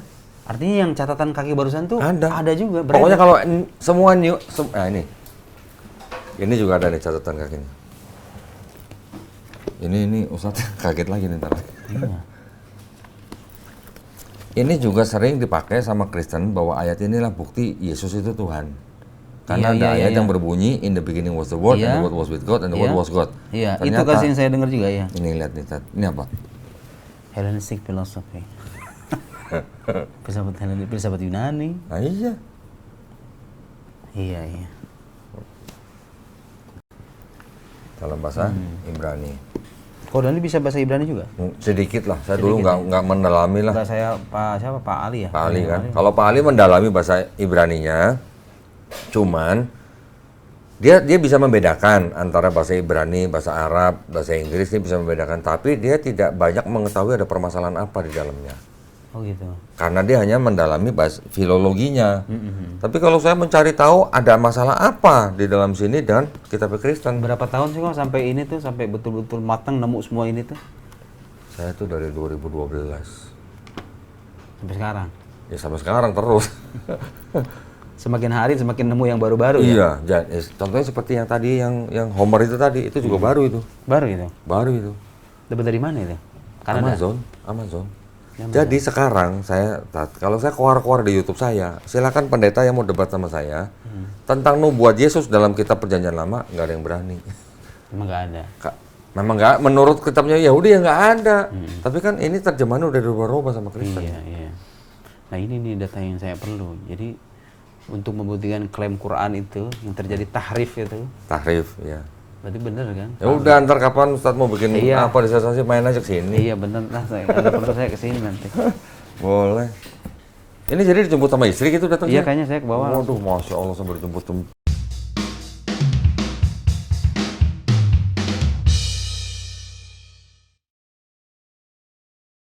Alhamdulillahirrabbilalamin wassalatu wassalamu ala rasulillah. Saya sekarang sedang bersama dengan Ustadz Sigit dari Dewan Dakwah Morowali Utara. Insya Allah nanti kita akan membangun sebuah masjid permanen ya Ustadz ya. Insya Allah. Di daerah Gunung Tua yang khusus untuk suku Tauta'a ya Ustadz ya. Yang insya Allah juga akan bersyahadat pada tanggal 26 Desember 2025. Kurang lebih 200 orang. Kita nanti akan bangunkan masjid yang permanen Ustadz ya. Insya Allah. Jadi masjid ini adalah masjid permanen yang pertama ya di Gunung Tua. Nah, kebutuhan daripada pembangunan masjid ini kurang lebih 850 juta. Mari para pemirsa yang ingin mengambil bagian dalam kebaikan ini bisa mengirimkan ke nomor rekening yang di bawah ini. Ya, mohon doanya. Barakallahu fikum. Wabillahi taufiq wal hidayah. Wassalamualaikum warahmatullahi wabarakatuh. Waalaikumsalam warahmatullahi wabarakatuh.